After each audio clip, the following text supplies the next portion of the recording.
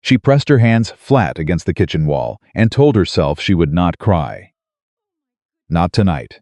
Not in this house full of people eating food she had made with her own hands, people who did not know her name, who had never once asked. 2 years since James died. 2 years of being useful and invisible and silent. She had accepted all of it, until the most powerful man in the county picked up his fork, stopped completely still, and asked one question that made the entire room go quiet and look straight at her. If a woman who was invisible for 2 years finally made the whole room stop, subscribe. Stay until the very last word, and drop your city in the comments. I want to see how far this story reaches. Virginia. 1815. Late summer. The kind of night when the air still carries heat long after the sun has gone down, and the cicadas won't quit singing no matter how late the hour gets. The Whitmore estate glowed like something out of a dream. Every window lit, every candle burning. The long tables stretched across the rear grounds were loaded heavy with food-roasted meats, fresh-baked breads, corn still warm from the fire. And at the very center of it all, 3 apple tarts sat on a linen cloth that Elizabeth Carter had pressed and folded herself that very morning before the sun came up. She hadn't been invited to eat at those tables. She never was. Elizabeth stood near the back, close to the kitchen passage, in the same black dress she'd worn to church every Sunday, say, for 2 years running. The fabric had been mended twice at the left sleeve. She knew the exact spot where the stitching pulled if she lifted her arm too high. So she'd learned to keep her movements small and quiet. Same way she'd learned to keep everything about herself small and quiet. She was 29 years old. She had been a widow for 2 years. 3 months, and if she was counting, which she was, because grief has its own arithmetic, 11 days. Her husband, James Carter, had worked this land. He'd been a tenant farmer and part-time estate manager's assistant for Whitmore property, going on 7 years. He knew every acre. He'd loved it the way some men love their own children, with a tenderness that was almost embarrassing to witness, and a loyalty that never wavered even when the pay came short or the seasons turned cruel. James was gone now, a fall from a horse, they said. An accident, they said. Elizabeth had never entirely believed it. But a widow with no property, no family name worth speaking of, and no man standing beside her didn't get to ask too many questions without the whole town turning its back on her. So she had swallowed her doubts, the same way she swallowed everything else, slowly. Quietly, alone. She'd kept working because what else was there? Charles Harrington, the estate manager, had kept her on. Not out of kindness. Elizabeth had no illusions about that. He kept her on because she was useful, and because useful women who had nowhere else to go didn't ask for much. She cooked for the seasonal gatherings. She maintained the household ledgers when the hired bookkeeper took sick. She managed the vegetable stores and the root cellar inventory through the winter. She had on 2 separate occasions caught errors in the crop yield accounts that would have cost the estate several $100s, and both times Harrington had presented those corrections to Nathaniel Whitmore as his own. She'd said nothing. A woman in her position did not say things. Tonight was the annual harvest gathering. Every family with any standing in the county had been invited. The Harringtons, the Prestons, the Aldrich family, the Beaumont sisters with their husbands and their husbands' business partners. Men in good coats, women in silk that cost more than Elizabeth earned in a season. And then there was Elizabeth Carter, pressed against the wall near the kitchen passage, holding a cloth in her hands that she had no real reason to be holding, watching people eat food she had made. She was watching when Nathaniel Whitmore walked in. She always noticed when he entered a room, not because she had any particular feelings about the man, but because the room itself changed when he arrived. The conversations rearranged themselves. The laughter softened. People stood a little straighter without knowing they were doing it. Nathaniel Whitmore was 41 years old. He was not a man who smiled often, but when he did, it reached his eyes, and that made it mean something. He was broad through the shoulders, with the kind of hands that knew real work, even if he was now the man who directed others to do it. His wife had died 3 years prior, fever, sudden. No time for goodbyes. People said he'd changed after that. Not broken exactly, just closed, like a window that had been latched shut from the inside. He moved through the gathering the way powerful men do, when they're not interested in being powerful, nodding people who called his name, accepting a handshake here and there, but not stopping long anywhere. His eyes moved across the room, with a quiet, measuring attention that Elizabeth recognized because she did the same thing herself. He reached the center table. He picked up a fork. He cut into the apple tart. Elizabeth watched him lift the fork to his mouth. She watched him chew once. And then she watched him stop. Not slow down, stop. He set the fork down on the edge of the plate. He looked at the tart. He looked at it the way a person looks at something they want to understand before they say a word about it, like he was trying to figure out where it had come from and whether he was right about what he was tasting. Then he looked up. "Who made this?" he said. His voice wasn't loud. Nathaniel Whitmore didn't need volume to be heard. The conversations nearest to him stilled immediately. Margaret Preston, who had organized the table arrangements, stepped forward with a smile already arranged on her face. "We all contributed to the evening, Mr. Whitmore. It truly was a group effort. I didn't ask who organized the evening." Mrs. Preston, his tone wasn't unkind, but it was precise. "I asked who made this tart." The smile on Margaret Preston's face held for exactly one more second before it shifted into something more careful. "Well, I believe the kitchen staff." "Which one?" Nathaniel said. Silence. Not the polite kind, the uncomfortable kind, where people are looking at each other sideways, trying to figure out who's supposed to answer. Robert Aldrich laughed from across the table. "Does it matter?" "Nate, it's just a tart. It matters to me," Nathaniel said. He wasn't looking at Aldrich. He was looking at the tart. And then he was looking at the room, scanning it the way a man looks for something specific.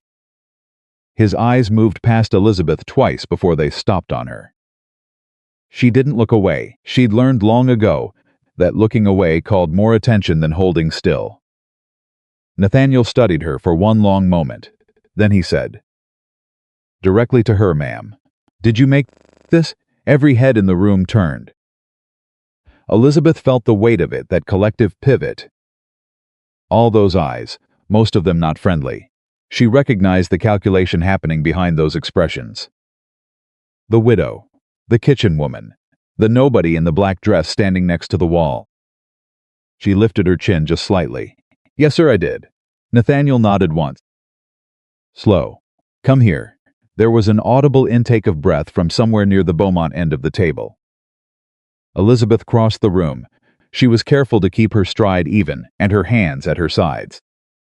She stopped a respectable distance from the table. "What's in it?" Nathaniel asked. He gestured toward the tart. "Apples from the north end of the property," she said. "Late season variety. They're tart enough that you don't need a heavy hand with sugar. Brown sugar rather than white, a small measure of molasses, and cinnamon with a touch of dried ginger. The crust has lard, and a small amount of apple cider worked into it keeps it from getting brittle in the heat." He was watching her while she spoke. Not the way men looked at women they were assessing. More the way a person looks at someone they're trying to place, trying to locate where the particular person fits in the map of things they thought they knew. "You know the North End orchards," he said. It wasn't a question. "My husband worked this land for 7 years, Elizabeth said. "I know most of it." Something shifted in his expression. Not dramatic, just a small change around the eyes. "Your husband was James Carter." "Yes." Nathaniel said nothing for a moment. "Then I'm sorry for your loss, Mrs. Carter." People said that to her all the time. They said it the way people say things they're supposed to say, quick and clean, and already moving on to the next topic. Nathaniel said it, looking straight at her, and he waited a beat after he said it. Like he actually meant to give the words room to land. Elizabeth felt something shift in her chest that she hadn't expected and didn't particularly want. "Thank you," she said. He nodded again. Then he looked back at the tart. "It's the best thing on this table." He said it to the room at large. No apology in his voice, no softening of it, just a statement of plain fact. Then he picked up his plate and moved on. For the rest of the evening, Elizabeth stood near the kitchen passage and felt the difference. Before Nathaniel Whitmore said her name, or rather, before he created the circumstance by which her name was said, she had been furniture. Present and unnoticed. After, she was something else. Not welcome, exactly. Not included. But, visible Margaret Preston found a reason to walk past her twice and said nothing both times. Which was itself a kind of statement. Robert Aldrich's wife, Clara, paused near her, and said with a sweet smile that had nothing sweet behind it, "I didn't realize you baked for the estate now, Mrs. Carter. How nice that you found a useful occupation." She moved on before Elizabeth could respond. Henry Beaumont said, to no one in particular but loudly enough for Elizabeth to hear, "Widow women have a habit of overreaching. It's a sad thing to witness." Elizabeth fixed her eyes on a point across the grounds and breathed through her nose and said nothing.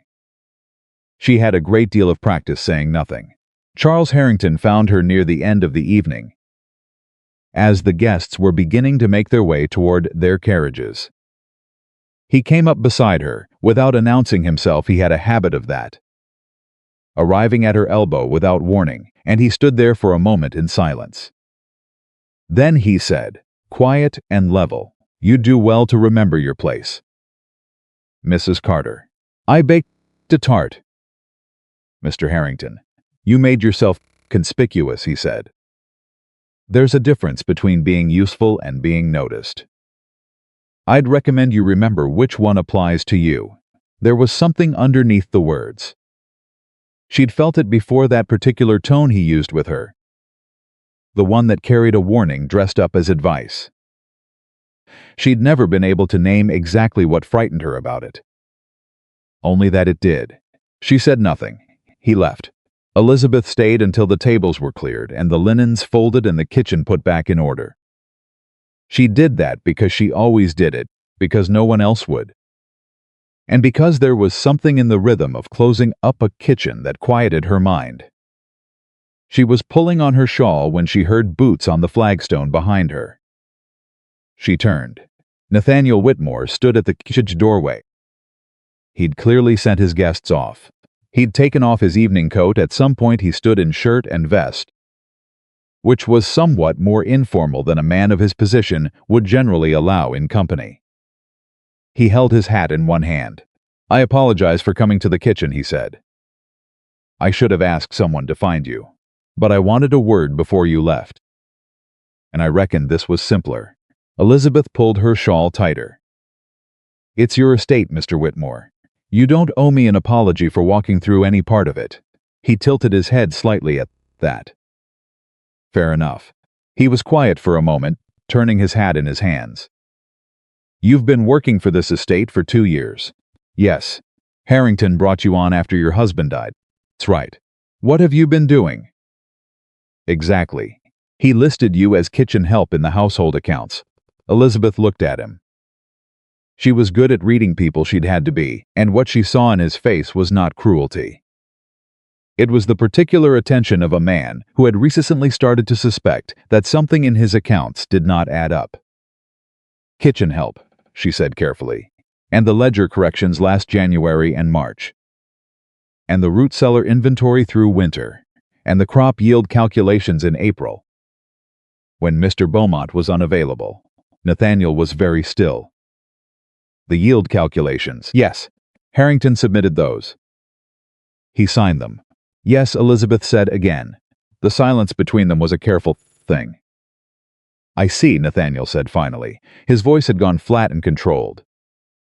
which she suspected was what it did when he was considerably less calm than he appeared. He looked at her steadily. "Mrs. Carter, how long has this been the arrangement?"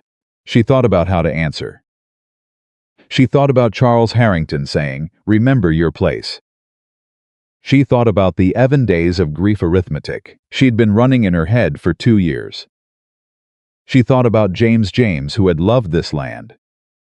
James, who had started bringing home worried expressions in the last months of his life.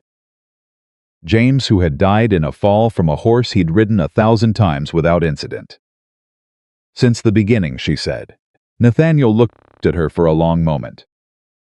Then he said, "Come to the study tomorrow morning. 8 o'clock. I'd like to go over some things with you."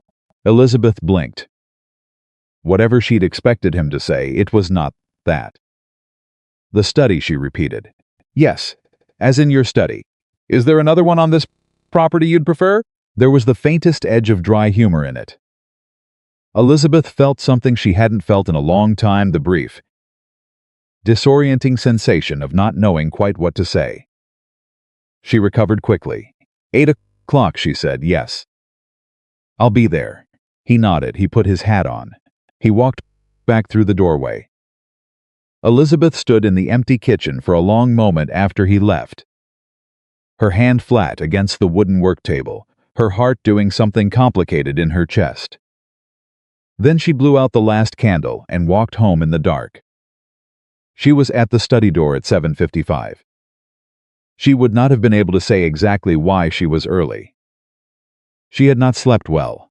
She had lain awake in her small rented room running the conversation over in her head, trying to determine what Nathaniel Whitmore wanted from her, what the safest possible response to any given question might be, and whether she had made a serious error in telling him as much as she had.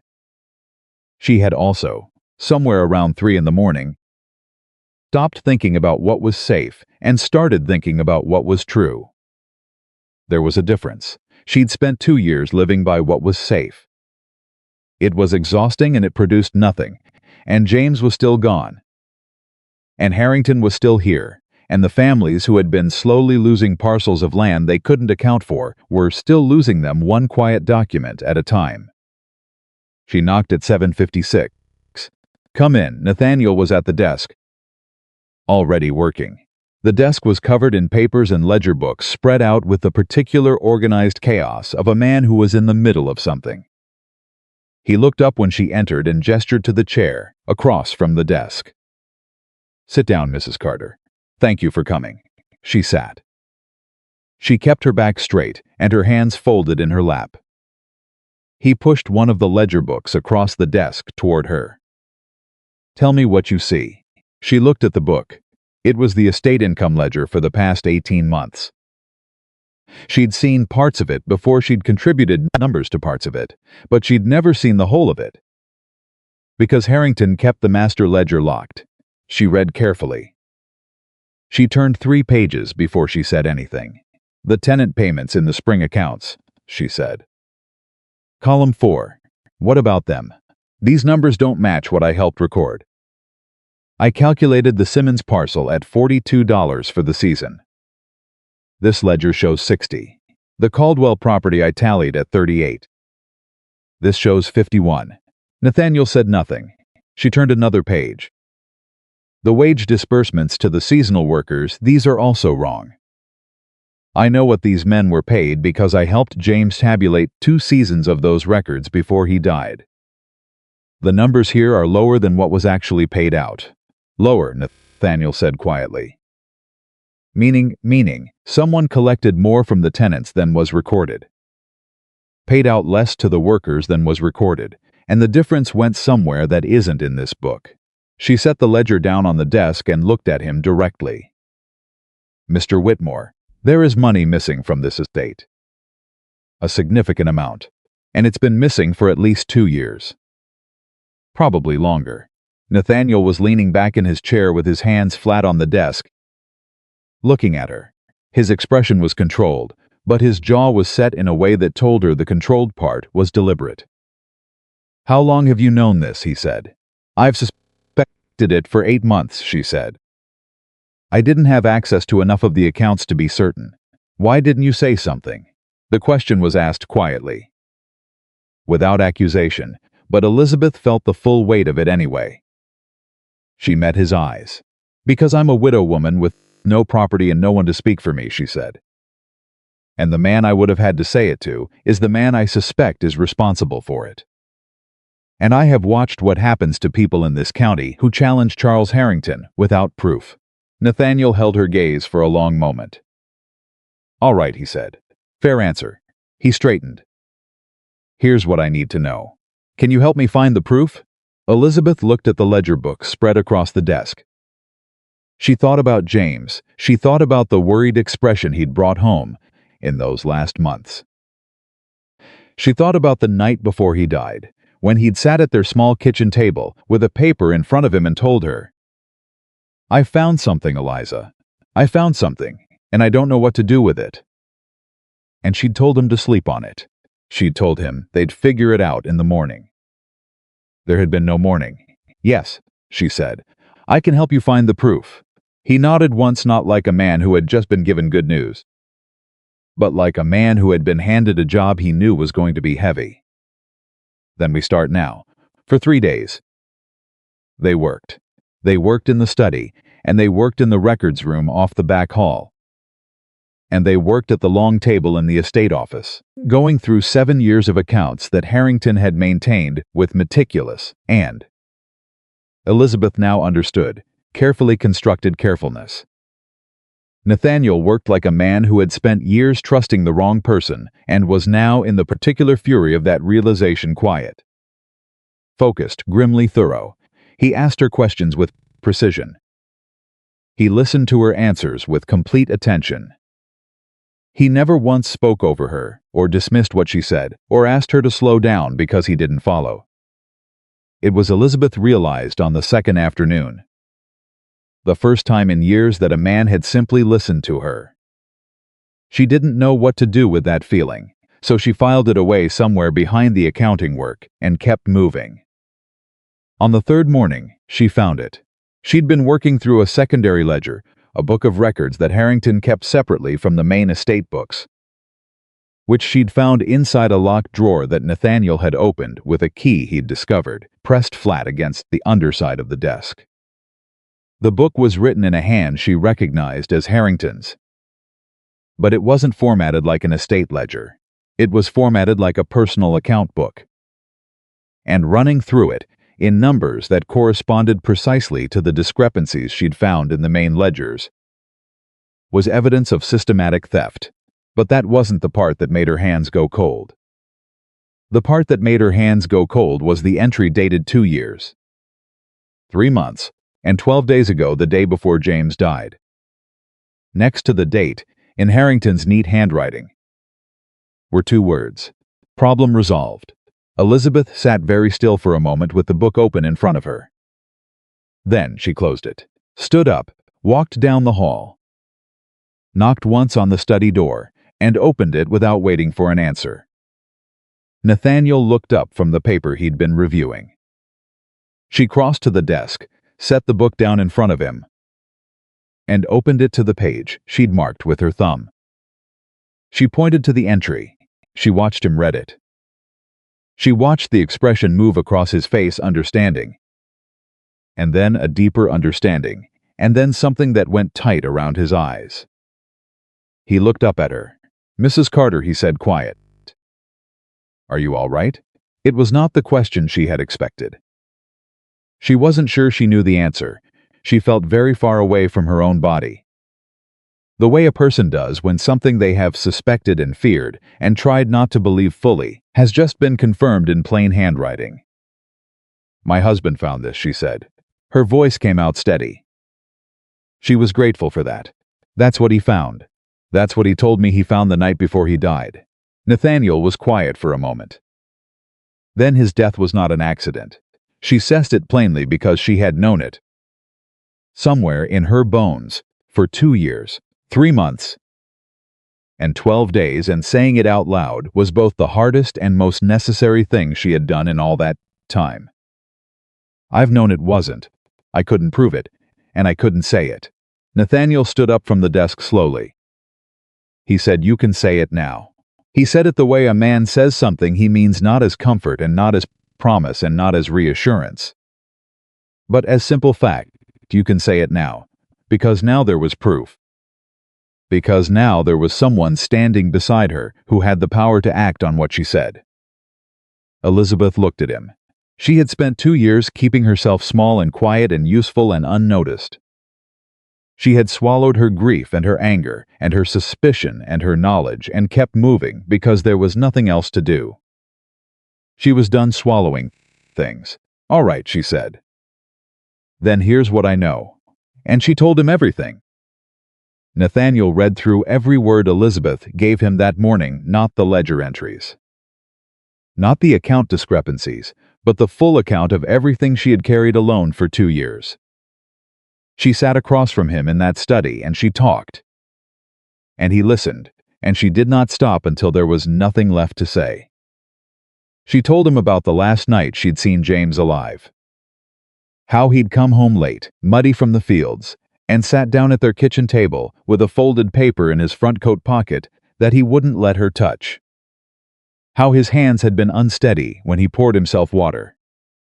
How he'd said, "Eliza, I found something in Harrington's private books. Numbers that don't add up. Money going somewhere it shouldn't." How she'd told him to sleep on it. How she'd told him they'd figure it out in the morning. How there had been no morning. She told him about the horse, James's horse. Copper, a steady animal with a broad chest and calm eyes that James had ridden 3 times a week for 4 years without incident. She told him how they'd found James at the bottom of the East Ridge, and how the official account said the horse had thrown him, and how she'd gone out to the stable the following week and found Copper standing perfectly calm in his stall. Untouched, unmarked, nothing wrong with him at all. She told him about the men who had stopped coming to her after the funeral. Neighbors who had once been friendly, suddenly finding reasons to look away when she passed. She told him about the parcel of land the Simmons family had lost 6 months after James died, Daniel Simmons, who had farmed the same 40 acres for 11 years. Suddenly told that his deed had errors and his lease was being reclassified, and there was nothing to be done about it. She told him about old widow Hester Caldwell, who had been paying her rent faithfully for 8 years and was told last autumn that she had underpaid and now owed arrears she couldn't possibly cover. She told him all of it, every piece she'd filed away and kept quiet and refused to forget. When she finished, the room was very still. Nathaniel had not moved from where he stood, leaning against the edge of the desk with his arms crossed. His eyes on her the entire time she spoke. He wasn't taking notes. He didn't need to. She could see that he was absorbing it, not just hearing it, but placing it, fitting each piece against what he already knew, building a picture in his head the same way she had built hers. He said, "Harrington has been with this estate for 11 years. "Yes," Elizabeth said. "My father hired him. I trusted him." He said it quietly, with no self-pity in it, just the flat acknowledgement of a man confronting something he would rather not be true. "I was gone for 3 years managing the Shenandoah properties. I left this estate in his hands because I believed he was competent and honest." "He is competent," Elizabeth said. "That's part of what made it possible for so long." Nathaniel looked at her. "He's intelligent," she continued. "He constructed the accounts carefully. He was always helpful when I pointed out small errors, so helpful that it took me months to understand that he was letting me correct the obvious mistakes deliberately, so I'd feel useful and feel trusted and never look deeper." Nathaniel was quiet for a moment. Then he said, "He used you." "He used everyone," Elizabeth said. "He used me, he used the tenants, he used the workers. He used the fact that none of us had any standing to contradict him." She paused. "He may have used James, and then he may have made certain James couldn't tell anyone what he'd found." Nathaniel pushed off from the desk. He walked to the window and stood with his back to her. and she could see the tension in his shoulders, the controlled illness of a man who was very angry and refusing to let it run ahead of him. After a moment he said, "I need witnesses. I need people willing to speak." "Daniel Simmons," Elizabeth said immediately. "He kept records of every payment he ever made. He doesn't trust banks and he doesn't trust lawyers, and he wrote down every transaction in a notebook he keeps under his floorboards. He'll talk to you. You know this. I know Daniel Simmons," she said. "And I know his wife, Martha, who is the one who actually kept the notebook." Something crossed Nathaniel's face that might have been the beginning of a smile, if the circumstances had been different. Who else? Robert Hale. He managed the East Ridge work crew for 3 seasons. He knows exactly what the men were paid versus what Harrington recorded. He's been too afraid to say so, but he hasn't left the county. And he hasn't forgotten. She paused. And Hester Caldwell. She's 71 years old and she has nothing left to lose. And she will tell you exactly what she told me, which is that Charles Harrington looked her in the eyes and told her she owed money she had already paid. And she knew it, and he knew she knew it, and he told her anyway. Nathaniel turned from the window. He looked at her, the way he had looked at her that first night in the kitchen, like he was trying to locate her in a map of things he thought he understood. And she kept appearing in the wrong place, and he was having to redraw the map. "You've been doing this," he said, "this whole time. Quietly, gathering information, keeping track of it." "What else was I supposed to do?" Elizabeth said. "I had no one to bring it to. I had no authority and no resources and no name that anyone in this county would listen to. What I had was time and access to more information than Harrington realized he was giving me. And the ability to hold things in my memory." She met his gaze. "I didn't do nothing, Mr. Whitmore. I did what I could do." He held her gaze for a long moment. Then he said, "I need you to stay on this estate. Not as kitchen help. I need you working directly with me on this, going through the full account records, identifying every discrepancy, building a complete picture of what Harrington has taken and from whom." Elizabeth felt the weight of the offer land on her. It was not a small thing. It was not a simple thing. It would mean working in close proximity to Nathaniel Whitmore every day, which the town would interpret in whatever way suited them best. It would mean stepping further into Harrington's lines of sight, which was dangerous in a way she was very aware of. It would mean being visible in a way she had not allowed herself to be in 2 years. "Harrington will notice," she said. "He watches me." "I know," Nathaniel said. "Which is why I'm going to give him a reason to think he has nothing to worry about." He moved back to the desk and picked up the locked ledger book, the one with "problem resolved" written in Harrington's hand. "As far as Harrington knows, I found some minor irregularities in the household accounts and asked you to help sort them out. Your kitchen help doing a bookkeeping favor. Nothing alarming. Nothing worth acting on." Elizabeth understood immediately. "You want him to keep underestimating me. I want him to keep doing what he's been doing," Nathaniel said. "Which is assuming that no one in this estate is paying close enough attention to catch him." She nodded slowly. "And in the meantime, you and I find every piece of evidence this man has left behind. And we build a case that no lawyer in Virginia can argue against." He said it like it was straightforward. Like it was simple. Like he had not just asked her to stand inside the danger she'd been quietly circling for 2 years and look it directly in the face. Elizabeth thought about James's handwriting on that paper he'd carried home the last night of his life. She thought about "problem resolved." She thought about Hester Caldwell's face when she'd described Harrington's expression, not guilty, not nervous, just flat and certain, the expression of a man who knew no one could touch him. "All right," she said. "We build the case." She did not say she would not say. Not yet the other thing she was thinking. The thing that had been sitting in the back of her chest since the moment she'd read that entry in Harrington's private ledger. The thing that had nothing to do with stolen money or fraudulent accounts and everything to do with James coming home with shaking hands the night before he died. If Harrington had killed her husband, then building an account case wasn't enough. But she would get there, one step at a time. She had been patient for 2 years. She could be patient a little longer.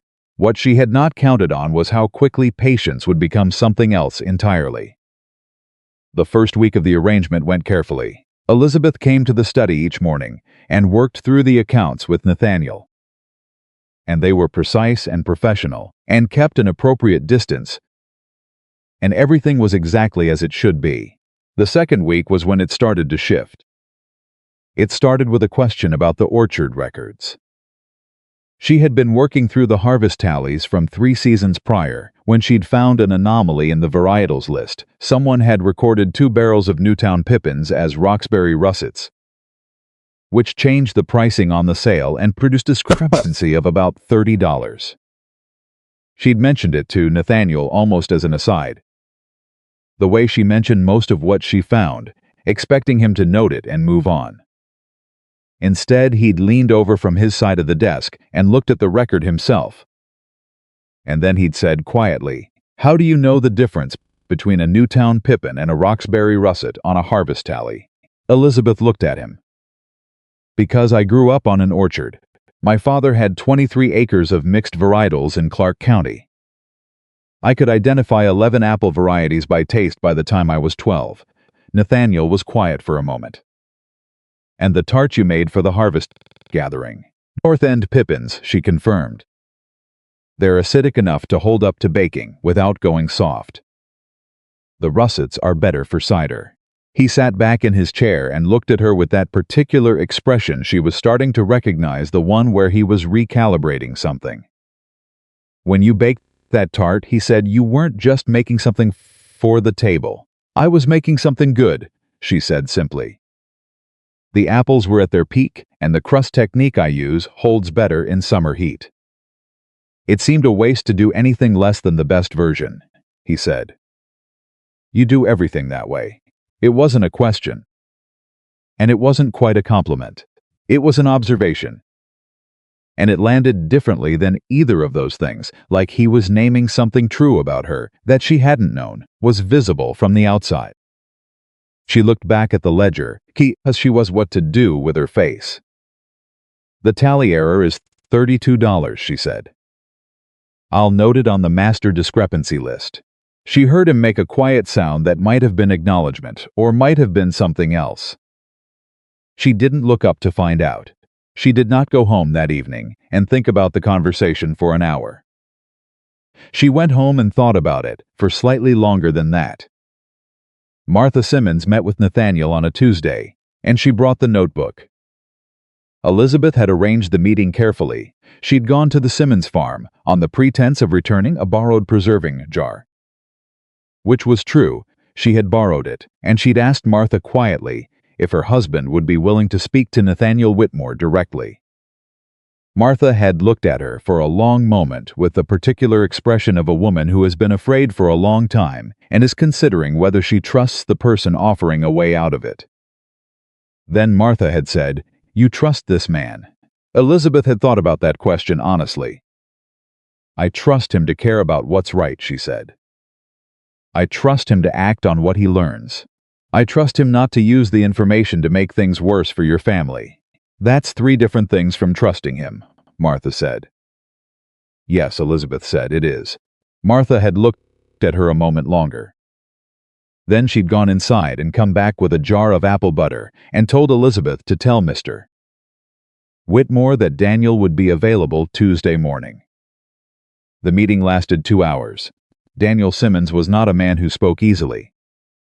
But he spoke honestly, and the notebook was thorough in the way only a man who has been cheated and knows it and can't prove it keeps records obsessively. Completely, with dates and sums and the names of every person who had been present for every transaction. When Daniel left, Nathaniel sat at the desk with the notebook open in front of him and didn't say anything for a long moment. Then he said, "Harrington took $1,100 from this family alone." "Over 4 years," Elizabeth said. "Yes. I've identified 9 so far.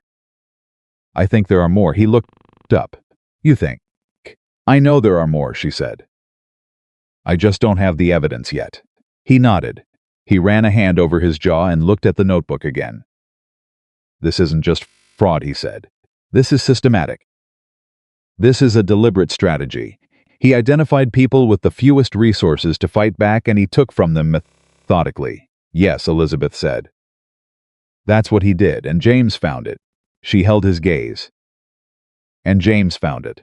The words sat in the air between them. They both understood what they meant, and neither of them said the rest out loud.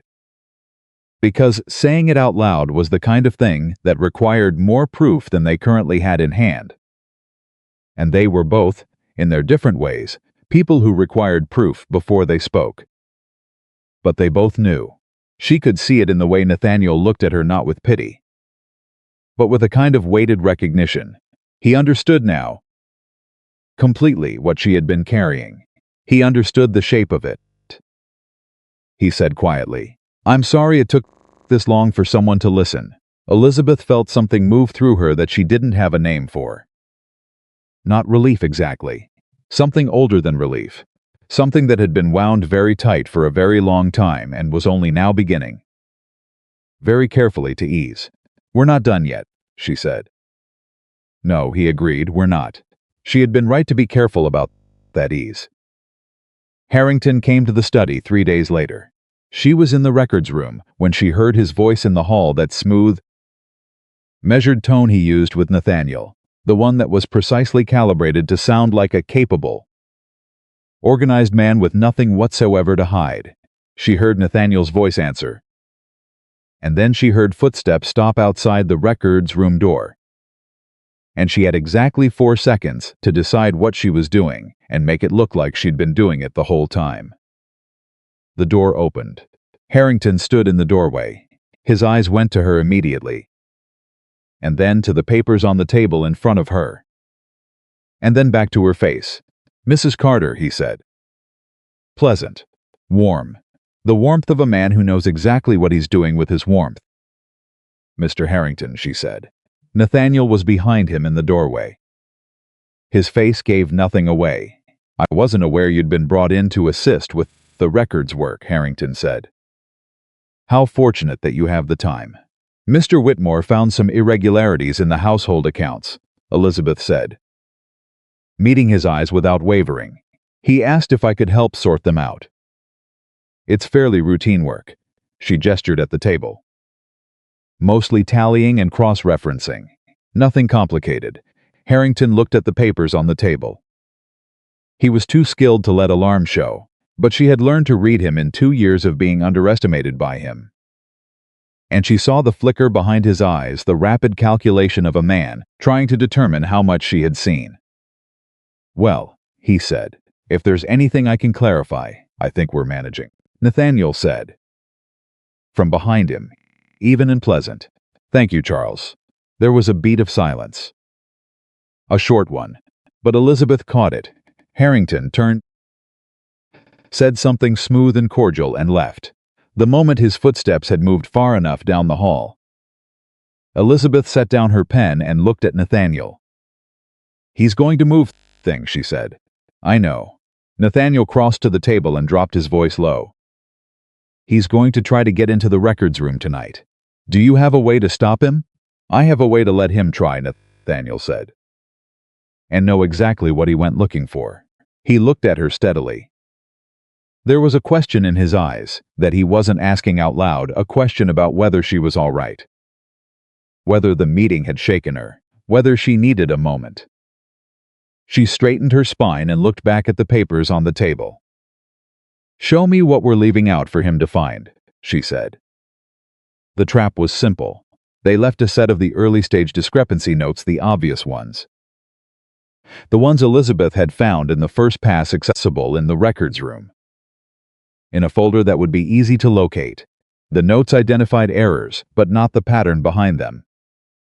They were the kind of thing that would tell someone was looking, but not how deep the looking had gone.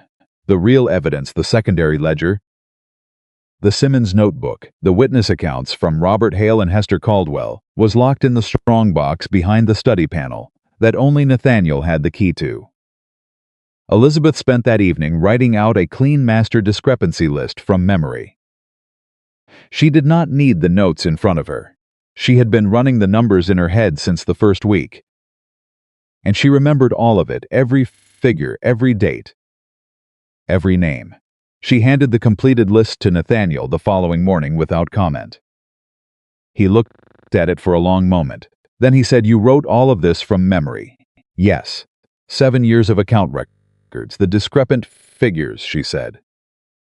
"I don't retain everything, but the things that are wrong, those I remember."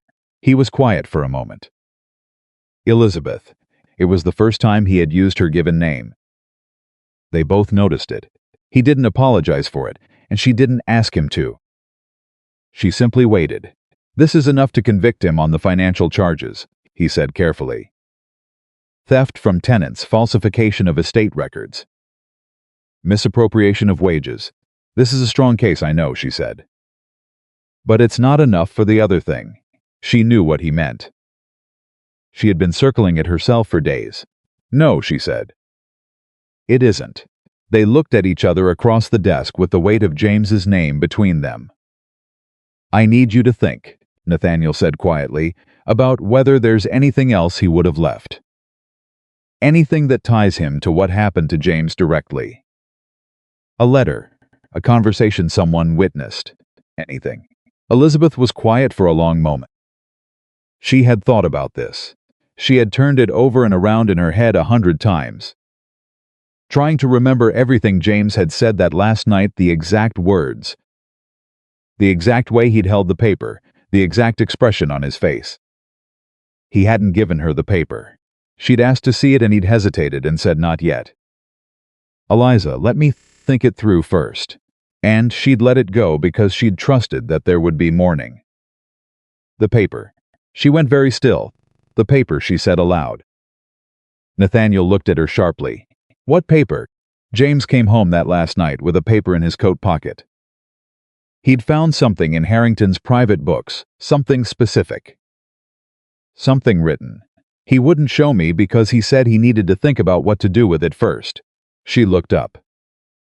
"I never found that paper. After he died, I went through everything in that coat, everything in the house. It wasn't there." "Harrington would have taken it," Nathaniel said. Voice low. "Unless James had moved it first. Unless he'd put it somewhere other than on his person." She thought hard. He knew this land. He knew every corner of this property. If he was afraid of someone finding it on him, he would have put it somewhere he trusted. Nathaniel stood up from the desk.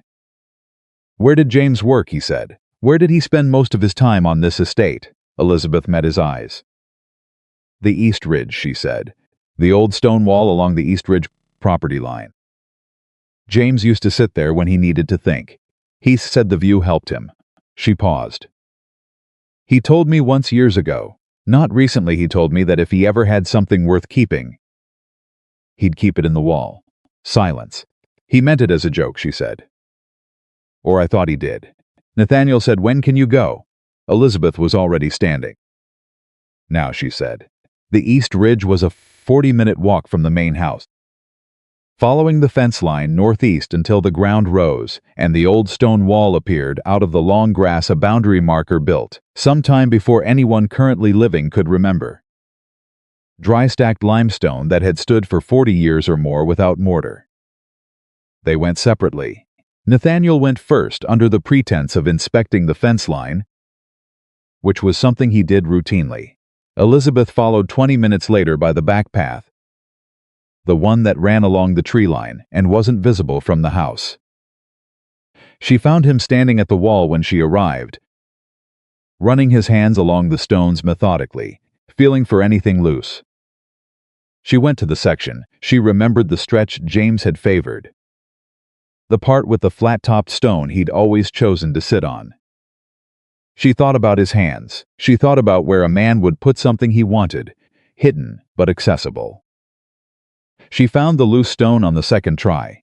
It moved when she pressed it, shifted inward by half an inch.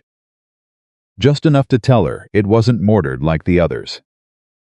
She worked her fingers into the gap and pulled. The stone came free.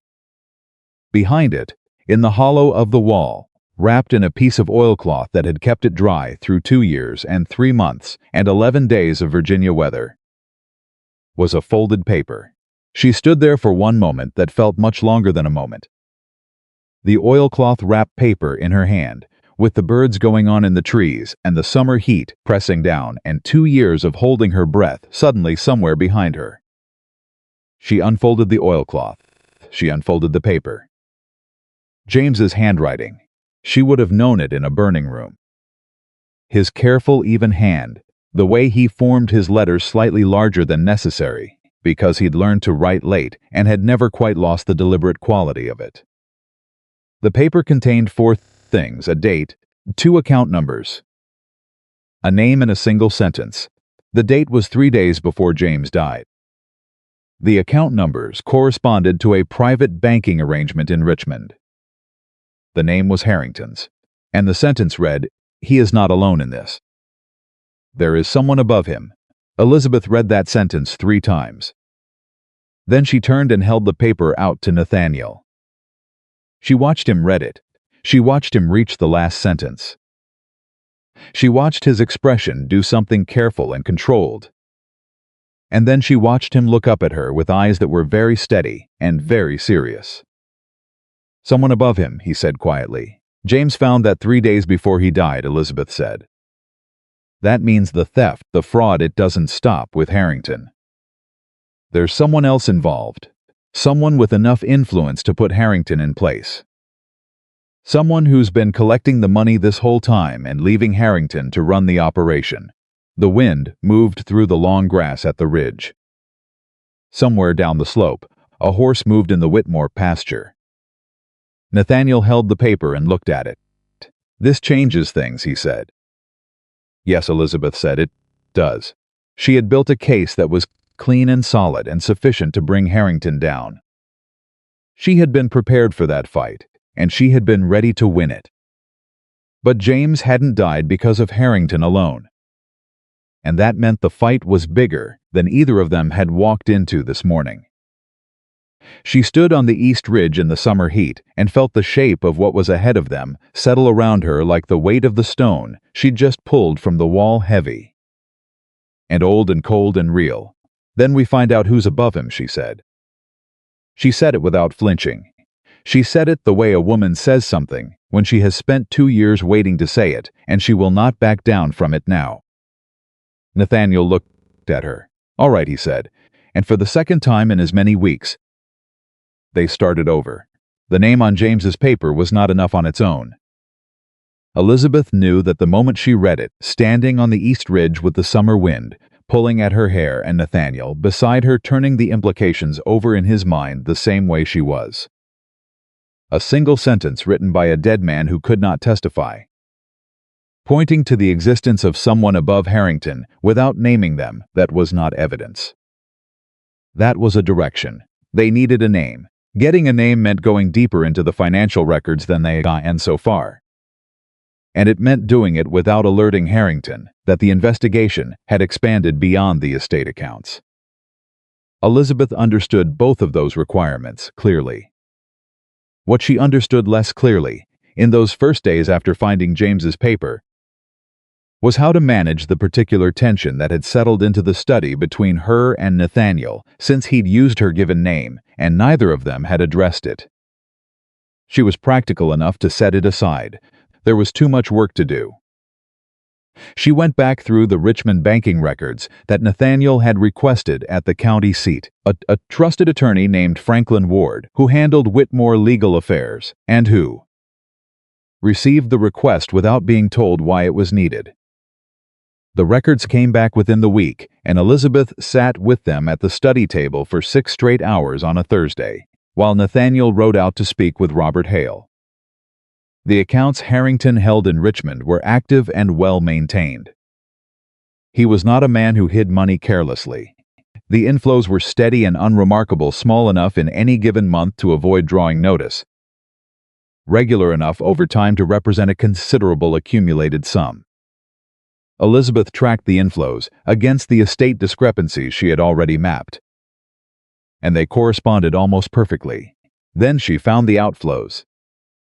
Harrington was not keeping the money. He was sending it on. 60% of what came into his Richmond account left it again within 30 days. Transferred in consistent amounts to a second account.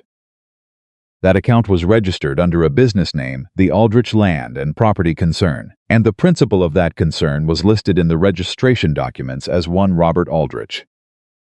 Elizabeth sat very still with that paper in her hand. Robert Aldrich, who had been at the harvest gathering. Who had stood at the table when Nathaniel asked, "Who made the tart?" and laughed and said, "Does it matter?" Nate, it's just a tart. Who had been one of Nathaniel's longest acquaintances. Whose family had land adjacent to the Whitmore estate on the southern boundary.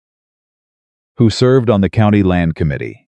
The County Land Committee, which reviewed deed disputes, which had final authority over lease reclassifications, which had processed the Simmons family's case and ruled against them. She had the shape of it now, and it was worse than she had anticipated. This was not one corrupt estate manager stealing from tenants. This was a coordinated scheme between Harrington and Aldrich to systematically strip smaller landholders of their properties by manipulating records, manufacturing debt, and using Aldrich's position on the Land Committee to give the rulings a veneer of legal legitimacy. Nathaniel came back from Robert Hale's farm at late afternoon and found her at the table with the banking record spread in front of her and a look on her face that stopped him in the doorway. "You found something," he said. "Come look at this," she said. She walked him through it the way she'd trained herself to present findings methodically, without editorializing, letting the numbers speak before she named what the numbers meant. She set out the inflow records, the outflow records, the registration documents, the Land Committee records, showing Aldrich's votes on the disputed cases she'd identified. Nathaniel stood beside her and read without speaking. When she pointed to Aldrich's name on the business registration, she felt him go very still beside her. "Robert," he said quietly. It came out almost like he'd forgotten she was there. Like the name had hit him somewhere private. "I'm sorry," Elizabeth said. Because she was. Nathaniel didn't move for a long moment. Then he said how long. She checked the earliest account records she'd been able to obtain. The Aldrich Land and Property Concern was registered 6 years ago. The transfers from Harrington's account begin 4 years ago, which aligns with when I first see anomalies in the estate records. 4 years, Nathaniel said. Yes. He stepped back from the table. He turned away from her for a moment and stood with his hand on the back of the desk chair. And she let him have that moment because he had earned it, and because she understood what it cost a person to discover that someone they'd trusted had been using that trust as a tool against them. She understood it because James had trusted Harrington.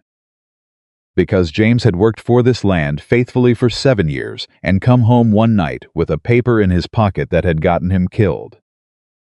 She waited. Nathaniel turned back. His face was composed. Not easy composed. The expression of a man who has taken the thing that hit him and put it somewhere he can deal with it later. Because right now there is still work to do. "We need Franklin Ward," he said. "We need to be careful," Elizabeth countered. "Aldrich sits on the County Land Committee. He has connections to the circuit court. If he hears that legal action is being prepared before we're ready to move, he has enough standing to complicate the proceedings considerably." Nathaniel nodded once. "How long do you need to complete the documentation?" She looked at the papers on the table. 3 days. Maybe 4. I want to complete parallel account every discrepancy. Every corresponding Harrington transfer, every Aldrich Committee ruling that benefited the scheme. I want it airtight before it goes to any lawyer. 4 days, he said. Yes. He looked at her steadily. Can you do this without them knowing you're doing it? She thought of the way Harrington had looked at her in the records room. The flat certainty behind his polite expression. The warmth that covered nothing warm. I've been doing things without him knowing for 2 years, she said. I can manage 4 more days. She was wrong about one thing. She'd assumed Harrington would wait. He didn't. On the second day of the 4 she'd given herself, Elizabeth arrived at the study to find a folded note on the work table. No envelope. Her name on the front in a handwriting she didn't recognize. Inside, 3 sentences. You are building something you don't understand. You are not the only person at risk here. Walk away while you still can. She read it twice. Then she folded it and put it in her pocket and went to find Nathaniel. He read the note without speaking. When he looked up, there was something in his expression that she hadn't seen before, not alarm, but a sharp, deliberate attention, like a man bringing himself fully to bear on a thing that has just become urgent. This didn't come from Harrington, he said. No, Elizabeth agreed. The handwriting is different, and Harrington wouldn't warn me. He'd act. Aldrich, Nathaniel said. Possibly. Or someone connected to him. She paused. Or it's a warning from someone who knows what's happening and doesn't want me to get hurt. Nathaniel looked at her. Do you believe that interpretation? She thought about it honestly. No, she said. I think it's a threat designed to sound like concern. I think someone has noticed what we're doing and wants to stop it before we reach the point of no return, which means we're closer than they're comfortable with, Nathaniel said. Which means, Elizabeth said, we have less time than 4 days. She did not go home that night. They agreed, without making a large production of it, that she would stay in the guest room at the south end of the house until the documentation was complete. Nathaniel said it was a practical decision, and she agreed that it was, and they both left it at that. She worked until past midnight on the second night. With a single lamp and the banking records and the ledger copies she'd made in her own hand, building the parallel account she'd described to Nathaniel. Every figure verified against at least 2 sources. Every transfer cross-referenced with a corresponding estate discrepancy. Every Aldrich Committee ruling matched to the case files Franklin Ward had sent over by courier that afternoon. At some point past midnight, she heard the study door open and the sound of Nathaniel setting a cup of tea on the table beside her without saying anything. And then the sound of him settling into the chair across the table to work on his own set of papers. She did not comment on it. He did not explain it. They worked in companionable silence for another 2 hours. And it was the least alone Elizabeth had felt in 2 years. 3 months, and she had stopped counting the days somewhere in the last week. She realized. She couldn't have said exactly when. The documentation was completed by the evening of the 3rd day. Franklin Ward arrived the following morning, and Elizabeth presented the full case to him and Nathaniel together at the study table. Ward was 60 years old and had the particular expression of a lawyer who has seen a great deal and has learned to process new information without reacting until he has finished processing it. He read through the complete file without speaking. He read it straight through once, and then he went back and read certain sections again. And then he set the papers down on the table and looked at Elizabeth directly. Who compiled this? He said. I did, Elizabeth said. Ward looked at Nathaniel. Mrs. Carter has been assisting with the estate account review, Nathaniel said calmly. This is not an estate account review, Ward said, with the precision of a man naming things accurately. He looked back at Elizabeth. This is a complete forensic accounting of a systematic fraud scheme. This is the kind of work that takes trained men months to produce. He paused. How long did this take you? Approximately 3 weeks, Elizabeth said. I had most of the relevant figures already in my memory. The organization and cross-referencing took the bulk of the time. Ward looked at her for a long moment. Then he said, Ma'am, this is one of the most thorough pieces of financial documentation I have seen in 30 years of practice. Elizabeth said. Is it sufficient for Harrington? Ward said, abundantly. For Aldrich, he picked up the banking registration documents and the committee records. These are compelling, circumstantial in places, but the pattern is strong. A competent prosecutor would build on this. He set the papers down. What I need to know is whether you have anything more direct. A witness who heard Aldrich instruct Harrington. A communication between them in writing. Something that puts them in explicit coordination. Elizabeth had anticipated this question. She had been sitting with the answer to it for 2 days and not been sure what to do with it. She looked at Nathaniel. He was already looking at her, watching her face with that steady, careful attention he brought to everything, the expression that always made her feel like whatever she was thinking was worth the space it occupied. She made the decision. There may be something, she said. James's paper, the sentence he wrote, says he is not alone in this. There is someone above him. James was precise. He did not write things he didn't have evidence for. She kept her voice level. If he wrote that, it's because he had seen something specific. Something that named Aldrich, or pointed to him directly. We found the paper at the East Ridge wall where James hid it. But the paper only contains what he had time to write before he was found. Ward was listening with full attention. What I believe, Elizabeth continued, is that there was a second document. Something James found in Harrington's private books, a communication. A record, something physical. He referenced finding something in Harrington's records the night he came home. We never found that original document. Harrington would have recovered it, Ward said. Or hidden it, Elizabeth said, as insurance. The silence that followed that statement was a very particular kind of silence. Ward looked at Nathaniel. If Harrington has a document that incriminates Aldrich, and Aldrich knows he has it, then the arrangement between them is not as friendly as it appears, Nathaniel said. It never is, Ward said, with the dry certainty of a man who has spent 30 years watching human nature operate under financial pressure. When a scheme begins to feel threatened, the participants stop protecting each other and start protecting themselves. He looked at Elizabeth again. Mrs. Carter, is there any way to access Harrington's private correspondence? Harrington kept his private correspondence in a leather case that lived on the left side of his desk in the estate manager's office.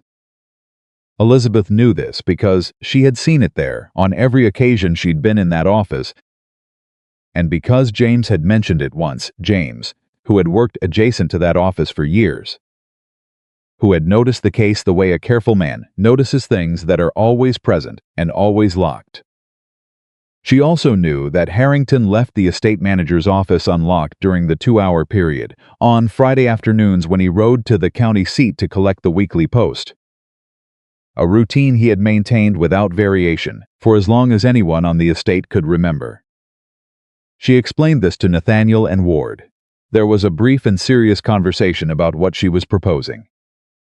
Ward said certain things about legal boundaries with the careful phrasing of a lawyer who is not exactly discouraging an action, but who needs to not be seen as encouraging it. Nathaniel said that he was the owner of the estate, and anything in the estate manager's office was technically his property. Elizabeth said that she wasn't planning to take anything. Only to look. Friday was 2 days away. They spent those 2 days in a state of careful and contained tension. Harrington behaved normally. He came and went from the estate manager's office. He submitted a routine report to Nathaniel on the week's operations. He greeted Elizabeth pleasantly in the hall on Thursday morning and commented on the heat. His eyes, when they met hers, were perfectly smooth. That smoothness frightened her more than anger would have. On Friday afternoon, at precisely 2 o'clock, Harrington's horse left the stable and turned toward the county seat road. Elizabeth waited 10 minutes. Then she walked to the estate manager's office. The door was unlocked. She went in, closed it behind her, and went straight to the desk. The leather correspondence case was where it always was. The brass latch was locked. She had not expected otherwise. She had come prepared. She had a small set of tools that James had kept in a tin box. The kind a man who spent time maintaining fences and outbuildings accumulated over years. And among them was a thin metal pick that she had spent the previous 2 evenings practicing with on the lock of her own Odra box until she could open it consistently in under a minute. The case opened in 40 seconds. She was not proud of what she'd needed to learn to do that.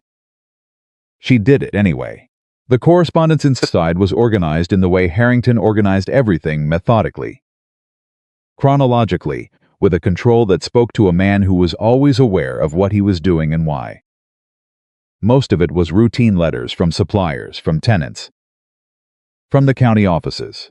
She moved through it quickly, reading dates and senders with the rapid efficiency she'd developed over 3 weeks of working through the estate records. She found the letters from Aldrich near the bottom of the stack. There were 4 of them, dated over the past 18 months, written in a hand that was measured and deliberate.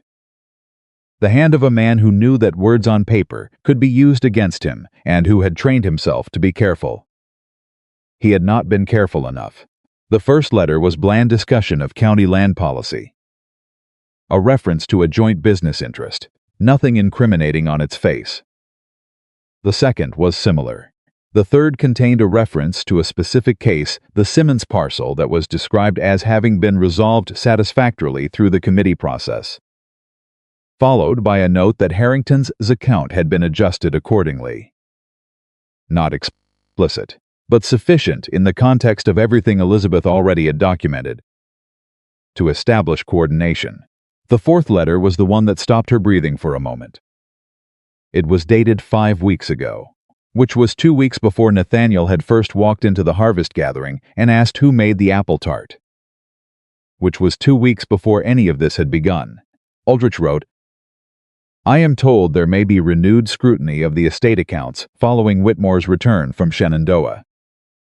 It would be prudent to ensure that nothing in the Eastern Ledger series can be tied directly to our arrangement. The Carter woman's access to the household records is a liability I have previously advised you to address. I trust you are managing this appropriately." Elizabeth read that paragraph 3 times. The Carter woman's access to the household records is a liability I have previously advised you to address. Aldrich had told Harrington in writing that she was a problem. 5 weeks ago, before any of this started, before the harvest gathering, before Nathaniel had seen her, before any of this.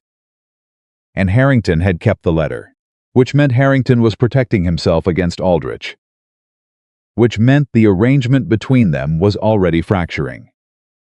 And it meant that the note left on her work table, "Walk away while you still can," had not come from Harrington.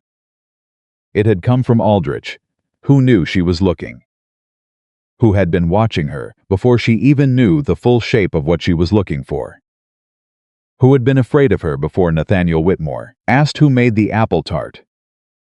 Because even then, even in her invisible, quiet, useful, nobody saw her existence.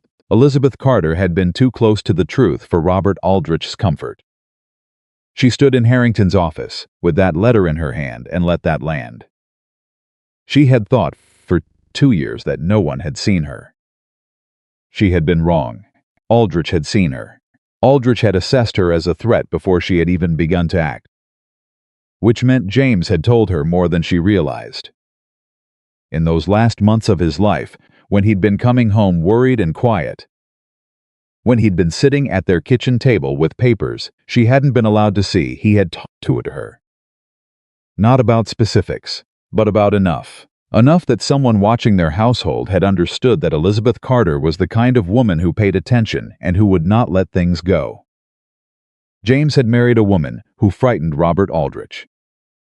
She held that thought for exactly 5 seconds, because that was all the time she had. Then she refolded the letters precisely as she had found them, relocked the case, and left the office exactly as she had entered it.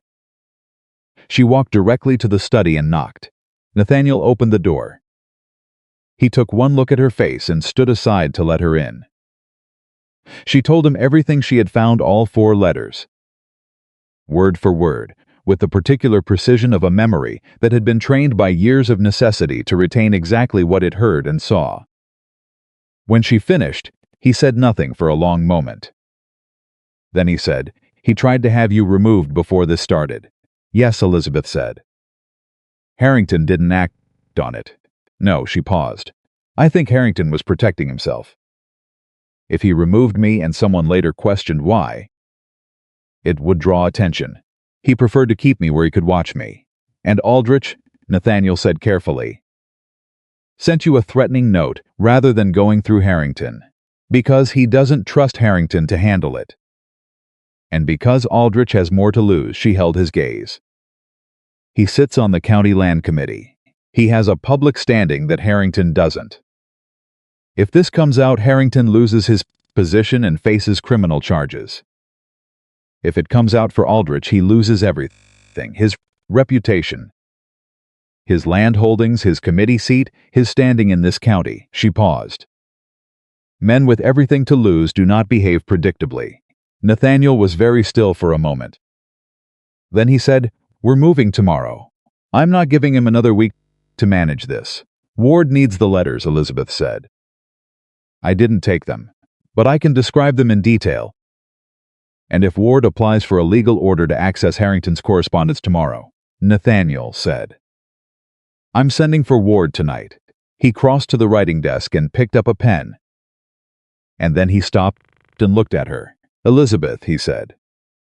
She waited. "Aldrich wrote that you were a liability before any of this started. Before I knew you existed." He set the pen down.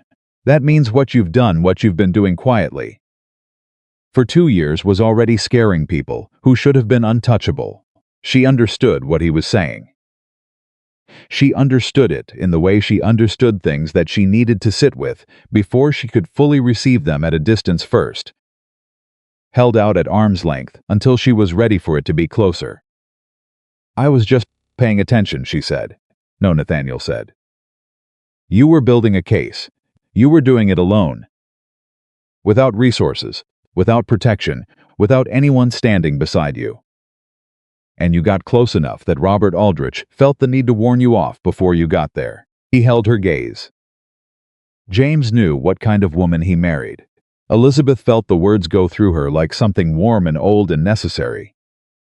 The way sunlight felt after a long winter, the way a door sounds when it finally opens after years of being closed. She did not cry. She was not built for crying in front of people. And it was not the time, and she was too full of things that needed doing to let grief have her right now. But she felt it. "Get the letters," she said. "Get Ward. And get this done." Nathaniel held her gaze for one more moment. Then he picked up the pen and started writing. Outside the study window, the summer evening settled into dusk. Somewhere on the estate, Harrington's horse was returning from the county seat road. Somewhere across the county, Robert Aldrich was sitting in a house that he believed was still his, making decisions he believed were still his to make. By morning, neither of those things would be true. And Elizabeth Carter, the widow nobody saw, the woman who had been useful and invisible and quietly building the case that would bring two powerful men down, was finally, irrevocably ready to be seen. Ward arrived before dawn. Elizabeth heard the horse on the gravel drive while the sky was still that deep blue-gray that comes just before the sun commits to rising. And she was already awake, already dressed, already sitting at the study table with the master discrepancy document in front of her, reviewing it for the 4th time, because there was nothing left to do except wait, and she had never been good at waiting without something to occupy her hands. She heard Nathaniel's voice in the hall and Ward's lower, measured response, and then the study door opened and both men came in. And Ward looked at her across the table with the expression of a man who had ridden through the dark for 2 hours and was fully prepared for whatever came next. "Tell me what you found," Ward said. "Exactly," she told him. Word for word, the same way she'd told Nathaniel the night before all 4 letters. The dates, the specific language, the reference to the Simmons case, the reference to her. She watched Ward's face while she spoke, tracking the small adjustments in his expression the way she tracked numbers in a ledger. He was absorbing it, all of it. When she finished, he said, "The 4th letter, the one that names you as a liability. You're certain of the wording?" "I am," Elizabeth said. "You could reproduce it in full, in writing, right now?" "Under oath if required." Yes. Ward looked at Nathaniel. That letter is the most important piece. It establishes that Aldrich had prior knowledge of a potential investigation and took steps to suppress it. Combined with the banking records and the committee ruling documentation misses Carter has compiled, we have a case that is in my professional estimation exceptionally strong. He paused. We need the physical letters. I'll apply for a writ of access to the estate manager's correspondence this morning. Given that Mr. Whitmore is the property owner and has standing to request review of any documents maintained on his estate, this should be granted within hours. Hours, Nathaniel said. Assuming we get to the circuit clerk before Aldrich does, Ward said. Which is why I rode through the dark. The practical shape of the next 8 hours was this. Ward would ride to the county seat at first light to file the writ application. Nathaniel would remain on the estate to ensure Harrington did not remove or destroy any records, which meant keeping Harrington occupied and visible without alerting him to what was happening. Elizabeth would stay in the study, locked, with the full documentation and a written account of the letter's contents prepared and signed as a sworn statement. Ready for Ward on his return, she understood her role. She did not love it. Sitting still while the decisive action happened elsewhere had never suited her. And after 3 weeks of being in the center of the investigation, being asked to wait in a locked room felt like stepping backward. She said none of this, because she was practical, and because the role Ward had given her was not small. Her sworn statement was the foundation that would allow the physical letters to be admitted as expected evidence rather than surprise discovery. And she knew that. She simply did not enjoy the waiting. Nathaniel left with Ward just after dawn. Before he left, he stopped in the study doorway and looked at her. Lock this door, he said. Don't open it for anyone except me or Ward. If Harrington comes to you, you're unwell. You're not available. I understand, she said. He looked at her for a moment longer than the instruction required. We'll be back by midday. I know, she said. He nodded. He left. She locked the door. She sat down at the table. She picked up her pen and began to write. She had the sworn statement completed within the hour clean. Precise, organized in the same parallel structure she'd used for the master discrepancy document. Cross-referenced and dated and formatted in a way that Ward could present directly to a court without needing to rearrange a single line.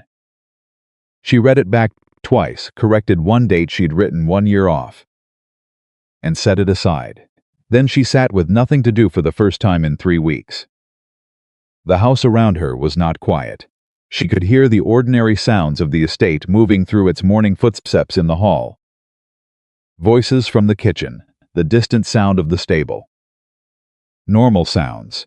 And somewhere in that normal, Harrington was going about his morning. Smooth and controlled and entirely unaware that the ground he was standing on had been removed from under him. She thought about what his face would look like when he found out. She thought about the entry in his private ledger. Problem resolved, written the day after James died. Written without hesitation, without ceremony, with the flat efficiency of a man who had disposed of an inconvenience and moved on. She thought about James coming home with shaking hands and a paper in his pocket. She had never in 2 years allowed herself to be fully angry. Grief, yes. Fear, yes. Determination, constantly. But anger was a thing she'd kept carefully banked because a woman in her position who let her anger show was a woman who lost the credibility she needed to survive. People looked at an angry widow and saw instability. They looked at a composed one and saw someone they could afford to ignore. She had used that. She had weaponized their willingness to ignore her. But sitting alone in the locked study with nothing left to do but wait for the law to catch up to what she already knew, she finally let herself feel the full weight of it.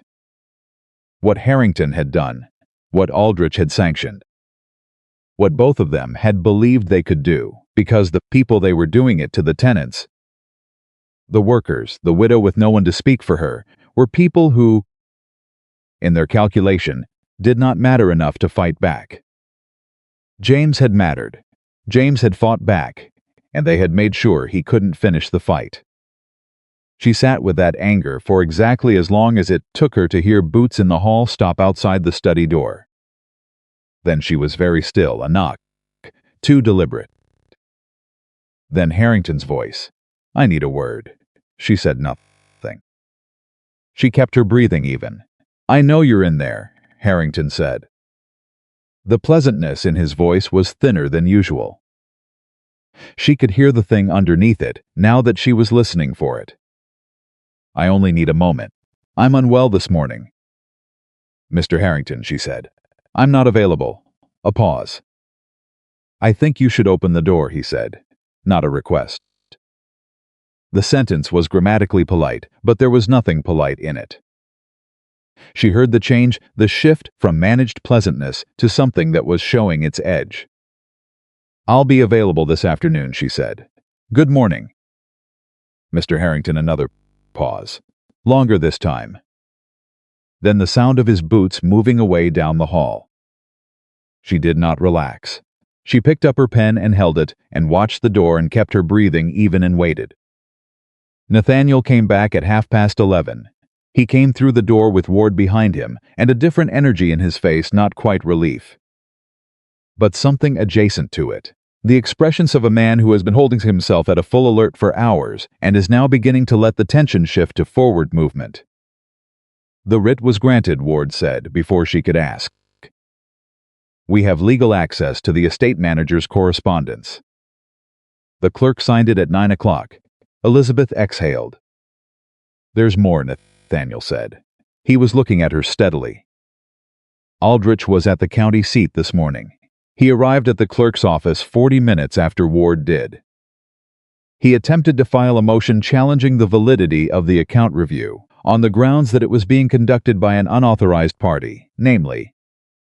"You, Elizabeth, absorbed that." He was watching the estate. "He had someone watching," Nathaniel said. When Ward arrived at the clerk's office, Aldrich was notified. He moved fast. "What happened?" she asked.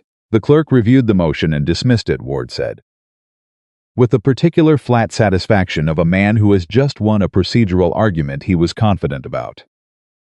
"The account review was authorized by the estate owner. Mrs. Carter's participation is at Mr. Whitmore's discretion and entirely within legal bounds." The motion had no standing. He paused. However, the fact that Aldrich moved that quickly means he knows the investigation has expanded beyond the estate accounts. He knows we're looking at him. "Then we don't have time to be careful," Elizabeth said. "No," Ward agreed. "We move today." They went to the estate manager's office together, Nathaniel, Ward, Elizabeth, and the county deputy that Ward had brought back with him from the seat. A steady-looking man named Cooper who wore his authority quietly. Harrington was not in the office when they arrived. He was, according to one of the stable hands, somewhere on the north pasture. Ward opened the case with the court writ. The letters were exactly where Elizabeth had described them. Exactly as she had left them. Ward read all 4 letters standing at the desk. He did not speak while he read. When he finished, he looked up at Elizabeth. "Word for word," he said. "Your statement matches these letters word for word." "Yes," Elizabeth said. "I told you it would." Ward picked up the 4th letter, the one with her name in it. The liability letter, the one that had been written 5 weeks ago by a man who had been afraid of a woman the rest of the county had chosen not to see, and he held it up carefully by the edge. "This," he said, "is the end of Robert Aldrich's career on the county land committee." She should have felt triumph in that moment. She did feel something, but it was complicated and layered in a way that triumph never quite is on its own. Because it also meant that Aldrich had known, for weeks, what she was capable of, and had tried to stop her. And had failed. That failure belonged to her. She took a quiet breath. "What happens now?" she asked. "Deputy Cooper serves notice on Harrington this afternoon," Ward said. "Formal charges will be drawn up at the county seat. I'll file the complainant documentation tomorrow morning." He looked at Nathaniel. "Aldrich is a more complex matter. His charges involve abuse of public office, which requires a higher court. But I have colleagues in Richmond who specialize in exactly this kind of case. And with this documentation, he held up the folder of everything Elizabeth had compiled. They will be very interested. How long? Elizabeth asked. For Harrington weeks. For Aldrich months. Possibly longer. These things move at the law's pace, not ours. Ward looked at her directly. But they move. And they move because of what you built here. He paused. Which was the closest she suspected Ward got to sentiment. This is exceptional work, Mrs. Carter. She nodded once. What about the families? The Simmons, Hester Caldwell, the others? Ward said that is the part I find genuinely encouraging. Because Mr. Whitmore has agreed. He glanced at Nathaniel, who nodded briefly, to immediately restore the rental rates to their correct amounts and to forgive the manufactured arrears balances. A formal restitution process will be part of the legal settlement. He paused. They will get their money back, not all at once, and not immediately. But they will get it back. Elizabeth looked at Nathaniel. He was already looking at her. It's the right thing, he said simply. She had nothing to say to that, because she had known, somewhere in the early days of this, that he was a man who would say that. That was what had let her trust him in the first place. Harrington was found on the north pasture and served notice before 2 o'clock. Elizabeth was not there for it. She was back in the study, sitting at the table with the lamp burning even though it was full afternoon. Because the familiar position had become a kind of anchor over the past weeks, her in the chair. The papers in front of her, the quiet that meant work was happening. She heard rather than saw what happened. She heard voices on the grounds outside the window. Harrington's controlled tone first, and then something breaking into that control. The sound of a man encountering the end of something he had believed was permanent. She heard Cooper's steady official voice. She heard Nathaniel's voice, brief and even. Then she heard Harrington say, clearly enough to carry, "This is the widow woman's doing." And she heard Nathaniel say, just as clearly, "This is the evidence's doing. The widow woman just read it more carefully than you expected her to." A silence. Then footsteps departing. Elizabeth sat very still with her hands flat on the table, and something moving through her chest that was warm and old and did not have a clean name. Nathaniel came back to the study 20 minutes later. He was still wearing his coat from the morning, and he looked, for the first time since she'd known him, slightly tired around the eyes, in a way that had nothing to do with lack of sleep and everything to do with the weight of a long day arriving at its end. He pulled the chair out across from her and sat down. For a moment neither of them said anything. Then he said, "It's done. The formal charges tomorrow," she said. "Yes, but the immediate part. He done." She understood the distinction. The legal machinery would grind forward for months. But the moment of confrontation, the point of no return, the place where Harrington became a man facing justice rather than a man running a scheme that was today. That was this afternoon on the north pasture. How did he look? She asked. Nathaniel considered the question, like a man who believed he was permanent and just found out he wasn't. She nodded. "He said it was your doing," Nathaniel said. "I heard. I told him I heard that too," she said. Something softened in her voice that she hadn't planned. "Thank you." He looked at her steadily. "I told him the truth." They sat with that for a moment. The study was warm and still, and full of the late afternoon light that comes in sideways through a west-facing window. And the papers on the table between them represented 3 weeks of work that had changed the shape of things for a great many people. And Elizabeth felt the strange, slightly unsteady feeling of a person who has been running very fast towards something for a long time and has finally arrived at it, and doesn't quite know yet what to do with their momentum. "Ward said months for Aldrich," she said. "Possibly longer." "Yes, he'll fight it." "He'll fight it," Nathaniel agreed. "He has resources and connections, and he will absolutely fight it." But Ward is better at this than Aldrich is, and Aldrich knows it. And that fourth letter, he stopped. A man who writes that a woman is a liability and then signs his name to it deserves everything that's coming. Elizabeth was quiet for a moment. He was right, from his perspective. I was a liability. No, Nathaniel said. He was wrong from every perspective. He looked at a woman with exceptional ability, exceptional memory, and exceptional commitment to finding the truth, and he labeled her a problem to be managed. That's not being right. That's being a fool who mistakes invisibility for incompetence. She looked at him. He held her gaze without flinching. You weren't invisible, he said quietly. Not to Aldrich, not to James, and not to me, not after the first 5 minutes in this study. He paused. I realize I am significantly late in saying this. But I want to say it plainly. I see you, Mrs. Carter. I have seen you for 3 weeks, and I think you are one of the most capable and determined and quietly remarkable people I have encountered in my life. And I want you to know that. Elizabeth had spent 2 years in the particular loneliness of being invisible to everyone, except the people who wanted to use her usefulness without acknowledging its source. She had held herself together through that loneliness, with discipline and purpose, and the memory of James and the slow, patient construction of something that could not be undone.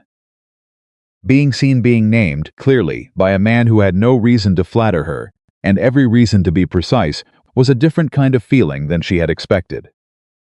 She did not look away from him. I hear you, she said. It was not the kind of answer a woman gave when she was accepting a compliment and moving on. It was the kind of answer a woman gave when she was deciding to let something in. He understood the difference. She could see that he did. The day moved on.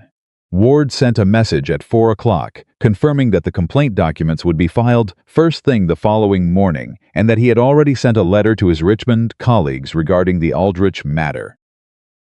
Deputy Cooper had departed with Harrington's signed acknowledgement of the formal notice.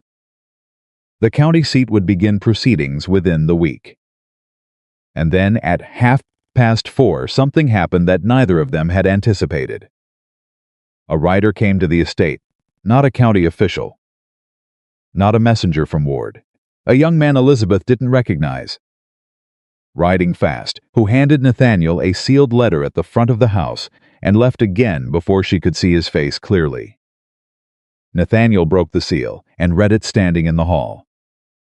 She watched his face. She had learned to read him over 3 weeks in ways she doubted he was fully aware of.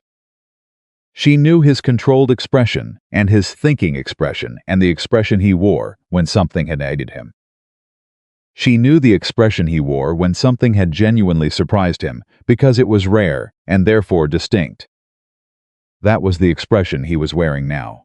He looked up from the letter and found her eyes. This is from Aldrich, he said. She felt the floor shift slightly under everything she thought she knew about this afternoon. Aldrich, she repeated. He wants to meet. Nathaniel looked back at the letter. He says, and I am reading this directly, I believe there are aspects of this situation that have been materially misrepresented to you by parties who have their own interests at stake.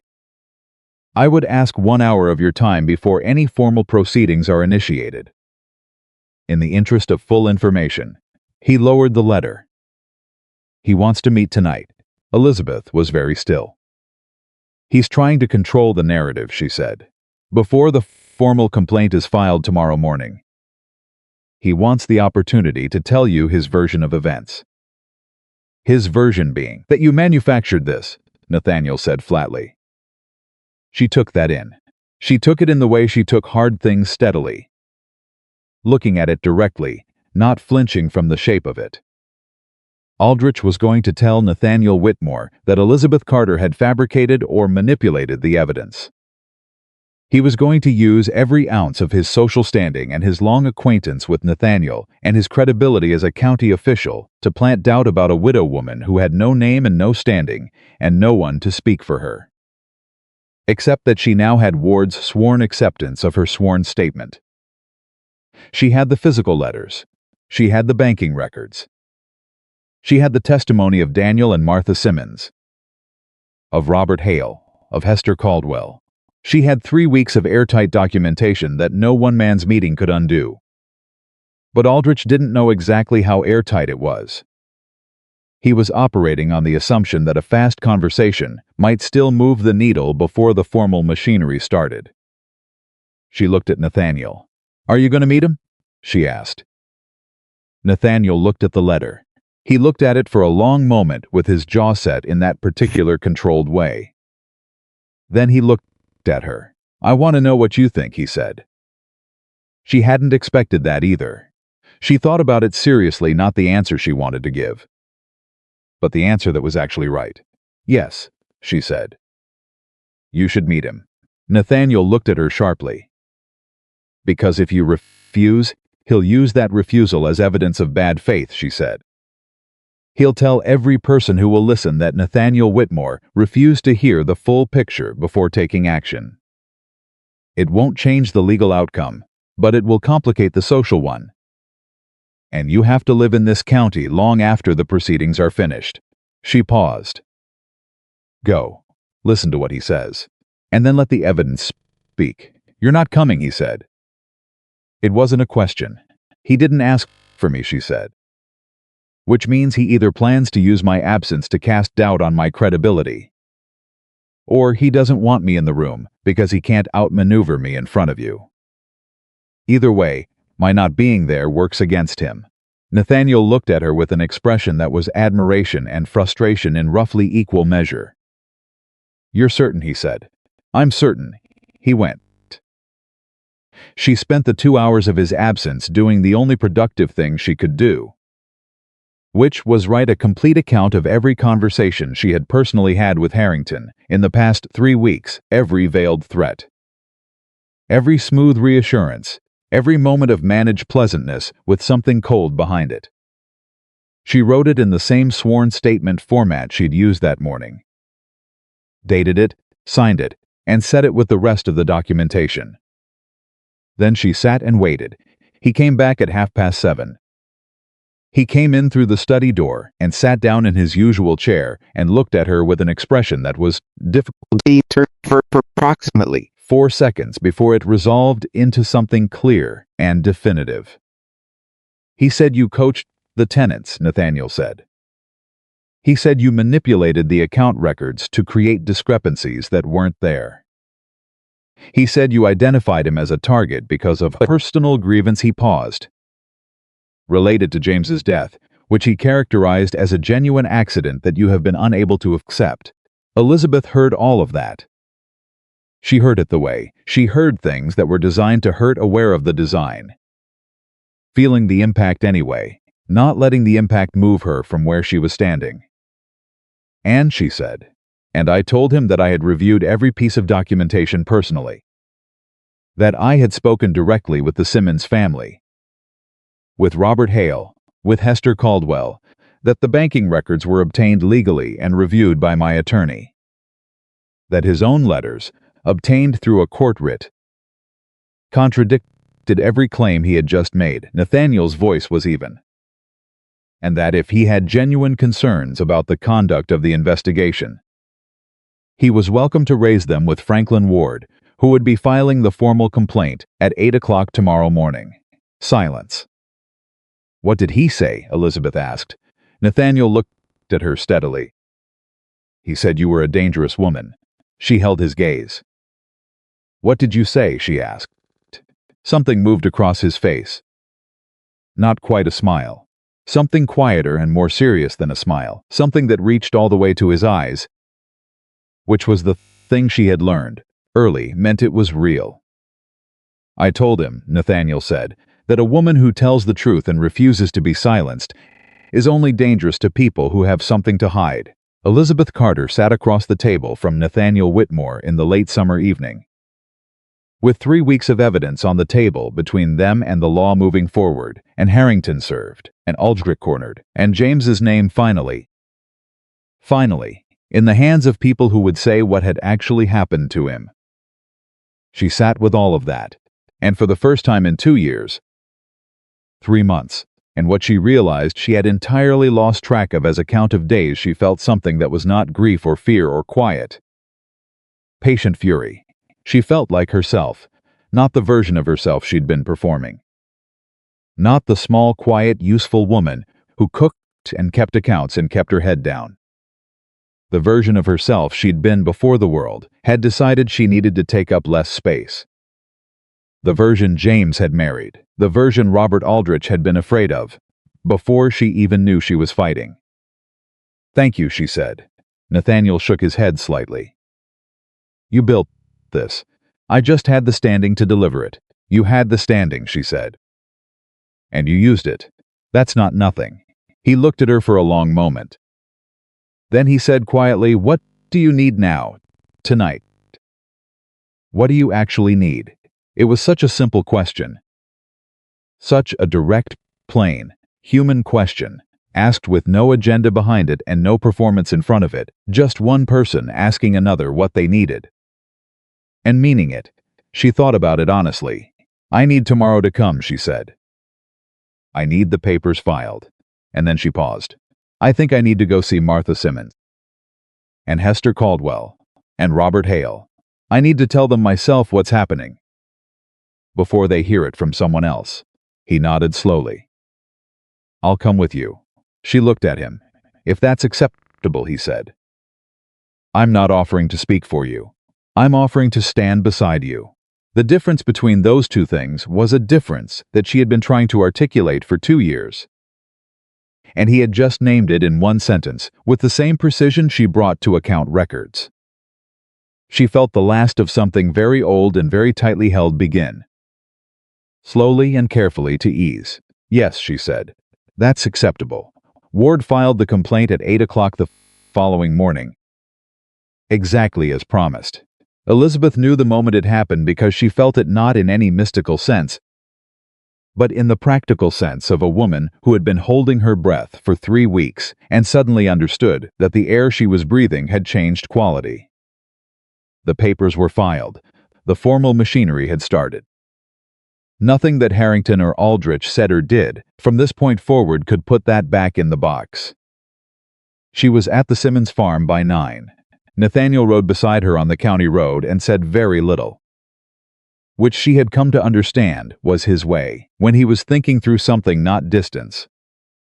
Just depth. She did not fill the silence unnecessarily. She had learned, somewhere in the past 3 weeks, that she didn't need to. Martha Simmons met them at the door. She looked at Elizabeth first, then at Nathaniel, and then back at Elizabeth. And her face did the thing that faces do when a person has been bracing for bad news for so long that the arrival of good news takes a moment to register a kind of cautious, slow-moving recalibration, like a woman who has been standing against a strong wind and feels it suddenly stop and isn't quite ready to stand straight. "Tell me," Martha said. So Elizabeth told her. She stood at the Simmons doorway and told Martha and Daniel, who had appeared behind his wife with his hat in his hands, exactly what had happened: the complaint filed, the letters obtained, the banking records, the restitution process that Ward had confirmed would be part of the settlement. She told them clearly and without ornamentation because they were people who deserved clarity, not comfort dressed up as information. When she finished, Daniel Simmons looked at her for a long moment. Then he said, "The notebook, the one Martha kept. It's part of the formal complaint," Elizabeth said. "Ward has it." Daniel nodded slowly. He looked at Nathaniel. "Sir, I want you to know I never stopped paying. Not 1 month." "I know," Nathaniel said. "That's documented. You'll have it back." Daniel Simmons looked like a man who had just been handed something he'd stopped believing he'd ever hold again. He didn't say anything else. He didn't need to. Martha reached out and took Elizabeth's hand and held it for a moment without speaking. And that was its own kind of language, the language of women who have been managing fear together in the silences between words for years, and who understand that some things don't need to be said aloud to be fully received. "Thank you," Martha said finally. Elizabeth squeezed her hand once and let go. They visited Hester Caldwell next. Hester was 71 and had survived the kind of hardships that tended to produce either bitterness or a particular quality of unbreakable steadiness. And in Hester it had produced the latter, tempered with a sharp tongue she made no effort to soften. She listened to Elizabeth's account without interrupting. When Elizabeth finished, Hester sat in the chair by her window and looked out for a moment. And then she said, "I told that man to his face that I had paid." "You know what he said to me?" "What did he say?" Elizabeth asked.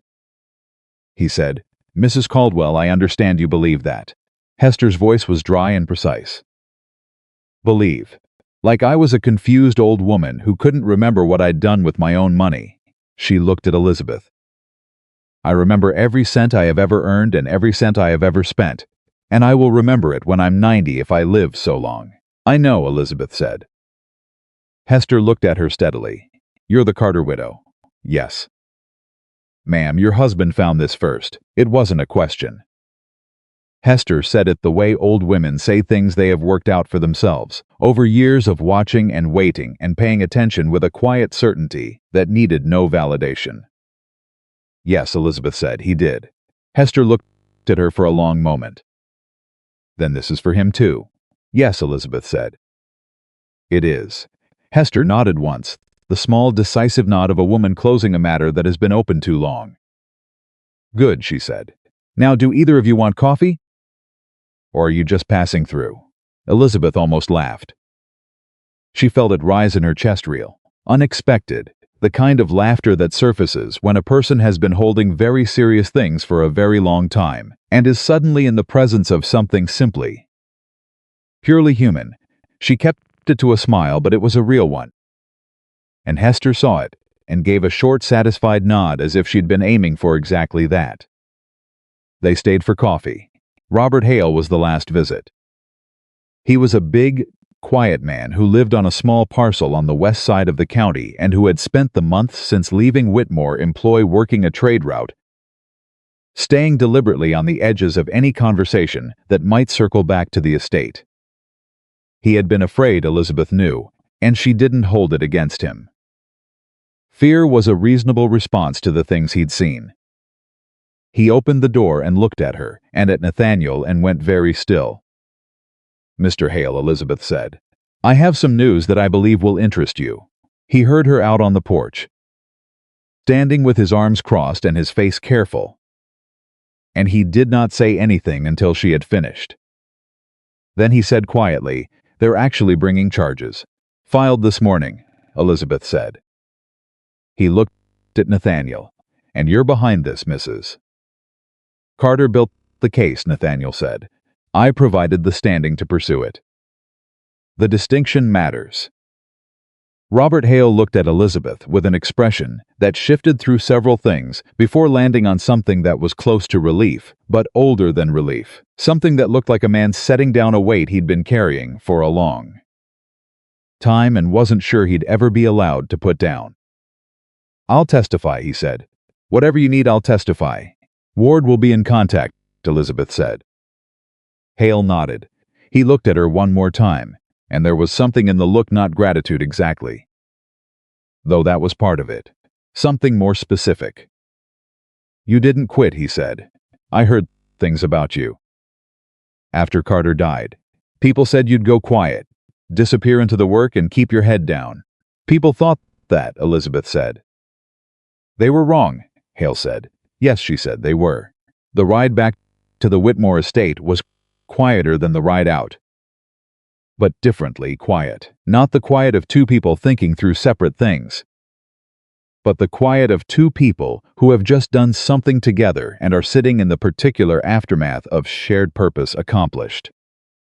The good kind of quiet. The kind that doesn't need to be filled." They were nearly back to the estate gate when Nathaniel said, "What comes next for you?" Elizabeth considered the question. She had been doing a version of this, considering in the back of her mind for days, running the possibilities forward the way she ran numbers, checking them for what they added up to. "The restitution process will take months," she said. "Ward will need someone to liaise with the families. to make sure the documentation is accurate and the amounts correspond correctly to what was taken from each household. That's work I can do. She paused.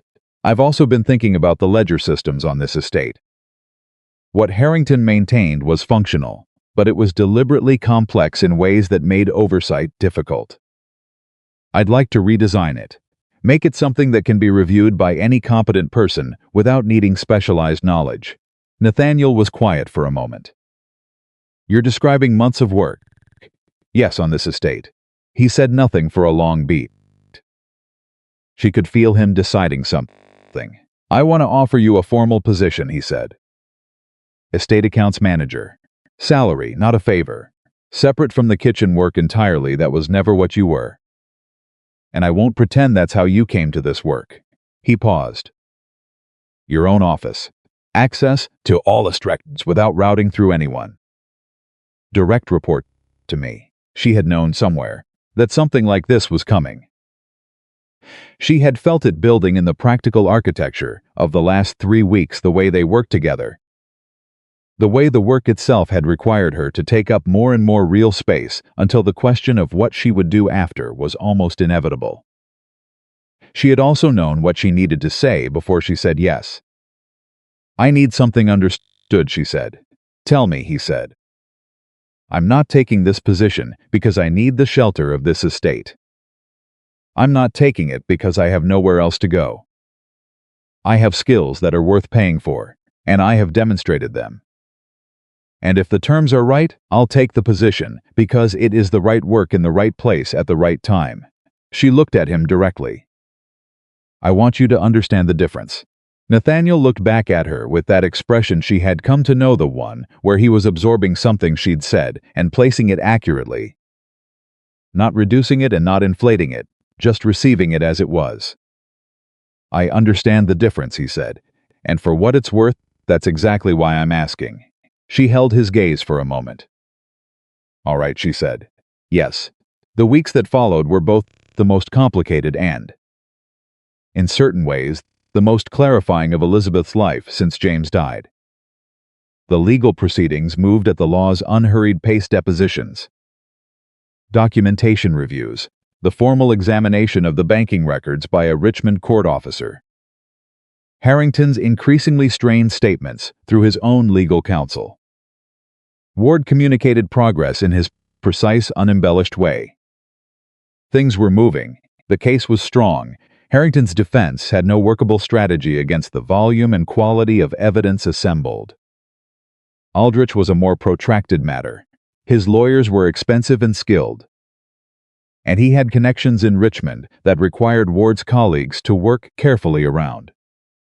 But the fourth letter, the liability letter, the one with Elizabeth's name in it, written by a man who had underestimated what she was capable of, had done what she'd known it would do the moment she read it, standing in Harrington's office.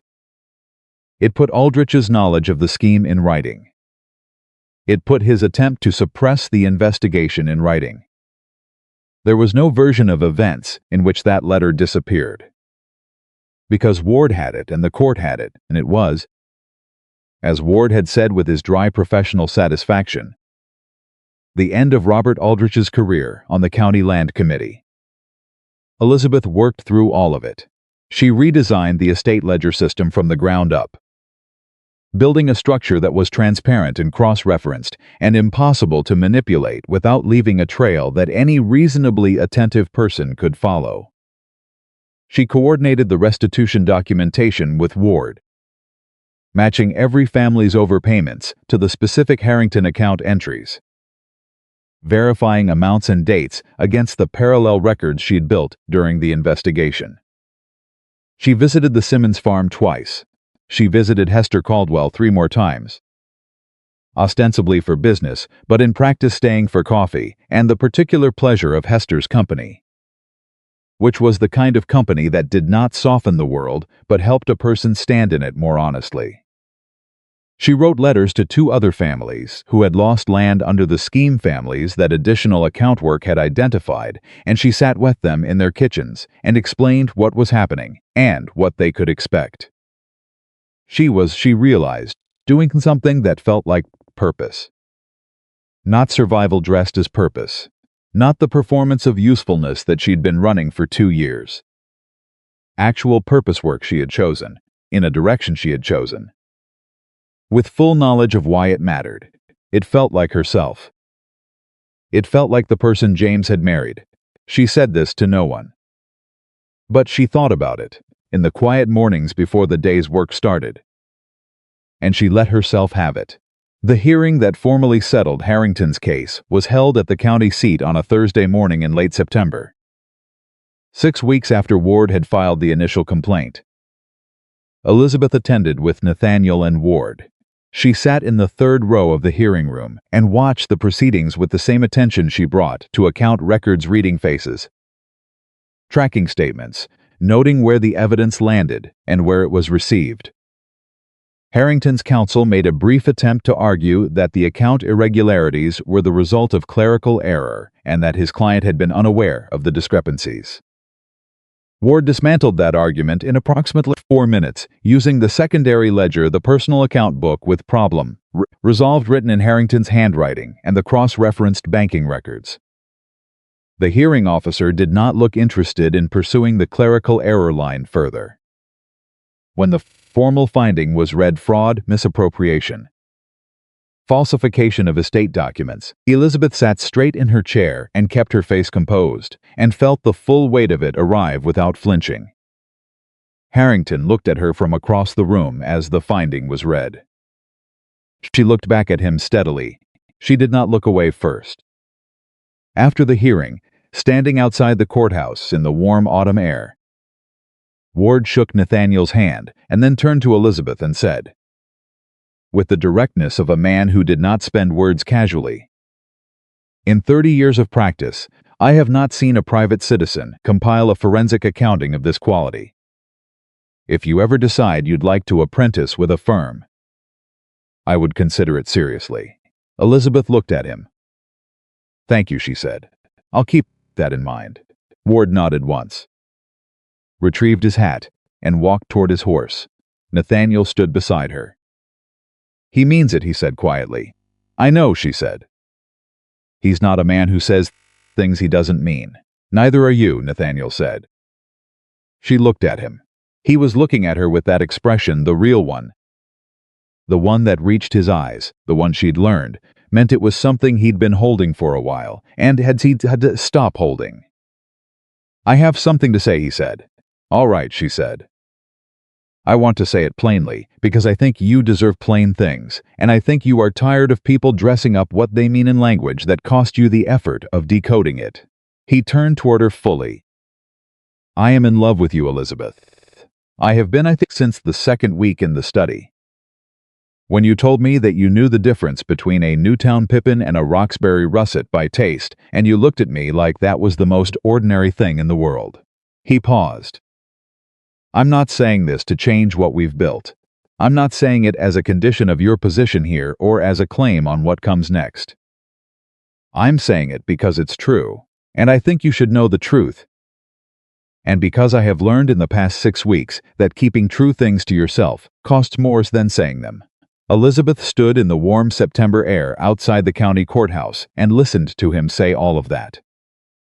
She let it land completely, all of it.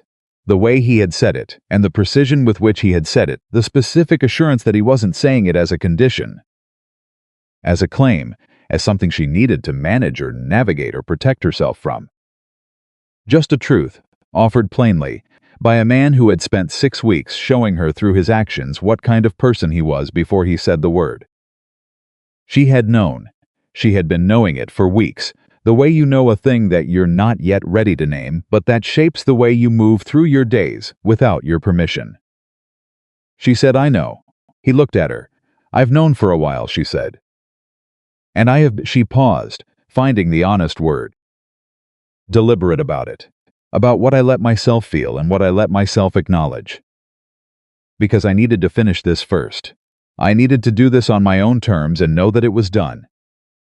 And know who I was on the other side of it, before I let anything else be true at the same time." "That makes complete sense," he said.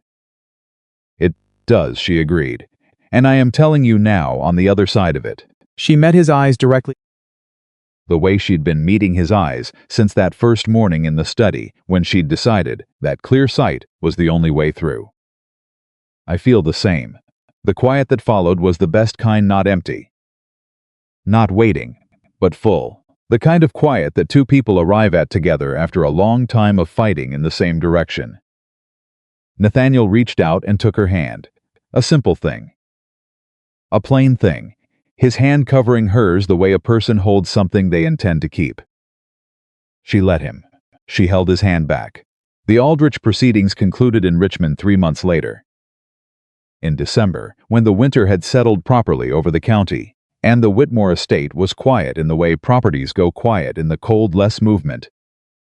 More warmth found indoors, the particular quality of a house that has been through something hard and come to the other side of it with its foundations intact.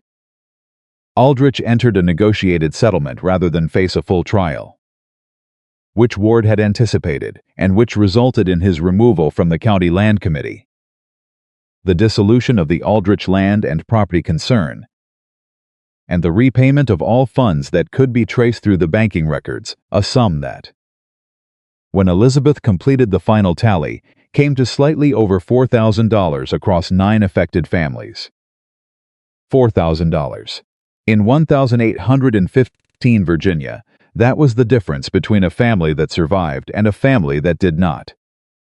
That was years of tenant payments, stolen season by season in amounts small enough to avoid notice, assembled by 2 men who had decided that people without standing were people without protection. Elizabeth delivered the final restitution letters herself. She went to every family, she sat in every kitchen and every parlor and every porch, and she told each person directly the exact amount. The timeline, the process Ward had set up for collection. She did not send the letters through a courier. She did not have someone deliver them on her behalf. She went herself, because these were people who had been handled by intermediaries for years. People who had been told things through layers of polite distance by men who never looked them in the eye. And she believed that the truth should be delivered by a person willing to stand in front of it and own it. Martha Simmons cried. She didn't make a production of it. She was not a woman who made productions of things, but her eyes filled, and she pressed her hand flat on the kitchen table and said, "I didn't think we'd see it back." "I know," Elizabeth said. "But it was always yours." Hester Caldwell received her letter with the same composed directness she brought to everything. She read the amount. She folded the letter. She put it in the front pocket of her apron. Then she looked at Elizabeth and said, "I told you when you first came to me." I said, "You didn't quit." "No, ma'am," Elizabeth said. "That's rarer than people think," Hester said. The one visit Elizabeth had not anticipated being difficult was Robert Hale's. He took the letter and read it and sat down in his chair and put his face in his hands for a moment. And she let him have that moment and did not look away or make it easier or pretend it wasn't happening. Because it was happening and it was real, and some things deserved to be felt completely. When he looked up, his eyes were red, but his voice was steady. "My father's land," he said. "The east parcel that Harrington tried to reclassify. Will that Ward is handling the deed restoration separately," Elizabeth said. "You'll have a letter from him within the week. But yes, the reclassification is being reversed." Robert Hale nodded. Then he said Carter was a good man. Elizabeth felt that land in the center of her chest. "Yes," she said. "He was. He'd be proud of what you did here." She held herself very still for a moment. She thought about James at the kitchen table, with shaking hands and a paper he wouldn't let her see. She thought about the east ridge wall and the oilcloth, and his careful handwriting naming the thing he'd found and the people he'd been afraid to trust with it. She thought about 2 years and 3 months of carrying his name and his unfinished work forward in the only way she'd been able to quietly, carefully, without the standing or the resources or the protection that would have made it easier. But with everything she had, every day, without stopping. "I hope so," she said. She said it out loud to the room. To Robert Hale. To herself. to the particular air of a December morning in Virginia that held the truth the way cold air holds sound clearly, without distortion, carrying it further than you'd expect. Nathaniel was waiting for her when she rode back to the estate in the late afternoon. He was at the gate, not waiting in the way of a man with nothing to do, but waiting in the deliberate way of a man who had arranged his afternoon so that he would be there when she returned, because he understood that some days required someone at the gate. She dismounted. He took the reins from her hand and handed them off to the stable boy who appeared behind him. "How was Hale?" he asked. "Hard," she said. "The right kind of hard." He nodded. He understood the distinction. They walked together toward the house, and he said, "Ward confirmed this morning. The deed restoration letters will go out Friday." "Good," she said. He also said, Nathaniel paused. He said that in his professional opinion, what you built over these 6 weeks is the kind of work that changes things. Not just the individual cases. He means the standard of what's possible. What one person with no standing and no resources can document and prove and bring to consequence. Elizabeth walked beside him and let that settle. "James started it," she said. "You finished it," Nathaniel said. "We finished it," she said. "All of us." Martha's notebook. Hester's memory. Robert's willingness to testify, Ward's skill. You using your standing the way it was meant to be used. She paused. "I built the framework, but a framework is only as strong as the people inside it." Nathaniel stopped walking. She stopped too and looked at him. He had that expression, the real one. The one she had come to know meant something true was arriving. "Elizabeth," he said, "I want to ask you something. And I want to ask you knowing that your answer either way does not change what you have here. Your position, your work, your place on this estate, none of that is conditional. I need you to know that before I say anything else." She looked at him steadily. "I know that," she said. "Ask." He reached into his coat pocket. He brought out a ring. Small, plain, a gold band with a single oval garnet set flat, the kind of ring a woman could wear while working with her hands and not catch on anything. The kind that said the person who chose it had thought about the life she actually lived. Not the decorative version of it. "I would like," he said, "to spend the rest of my life standing beside you. Not in front of you and not behind you, beside." He held her gaze. "You have already shown this county and this estate and everyone in it what you are capable of. You don't need my name for that, but I am asking if you will take it anyway. Because I believe we are better together than apart. And because I think James Carter would have liked me. And because I have loved you since the second week in the study, and I intend to keep doing it for as long as you'll allow." Elizabeth looked at him. She looked at the ring in his hand, the garnet, the plain band. The evidence of a man who had paid attention to who she actually was. She thought about the harvest gathering, the invisible woman in the black dress pressed against the wall near the kitchen passage. She thought about the question that had changed everything, who made this, and the way she had crossed a room while everyone watched and told the truth and not looked away. She thought about James, who had seen her from the beginning, who had married a woman who frightened men like Robert Aldrich before she even knew she had that power. She thought about who she was now, on the other side of everything she had fought through, not diminished by grief, not broken by 2 years of being invisible and used and dismissed. Tempered, made more entirely herself. She looked at Nathaniel Whitmore, who had stood beside her exactly as he'd promised to stand, who had used his power to clear the path rather than to lead her down it, who had seen her in the kitchen and in the study, and on the East Ridge and outside the courthouse, and never once asked her to be smaller than she was. "Yes," she said. She said it the way she said everything that mattered, directly, clearly, without qualification or performance or softening. He took her hand and placed the ring on her finger, and it fit exactly, which she suspected was not an accident. And she looked at it for a moment against the cold December air. Then she looked up at him. "James would have liked you," she said. "You're right about that," he smiled. "The real one. The one that reached his eyes and meant it." The harvest gathering the following summer was the first one Elizabeth attended as Elizabeth Whitmore. It was also the first one in the estate's history where every family that worked the land was invited to sit at the main tables, not as workers taking a brief moment of acknowledgement before returning to their duties, but as guests, with their names on the place cards and their children running between the chairs and their conversations mixing freely with everyone else's. It had been Elizabeth's idea. Nathaniel had agreed within 30 seconds of her proposing it, which had told her everything she needed to know about the kind of man she had married. Martha and Daniel Simmons were there. Hester Caldwell was there. And she had worn her best dress and sat at the end of the table nearest the kitchen because she said she liked to be near the food. And no one argued with Hester Caldwell. Robert Hale was there with his sister and her husband. At the center of the table, exactly where it had been the year before, sat an apple tart, brown sugar and molasses.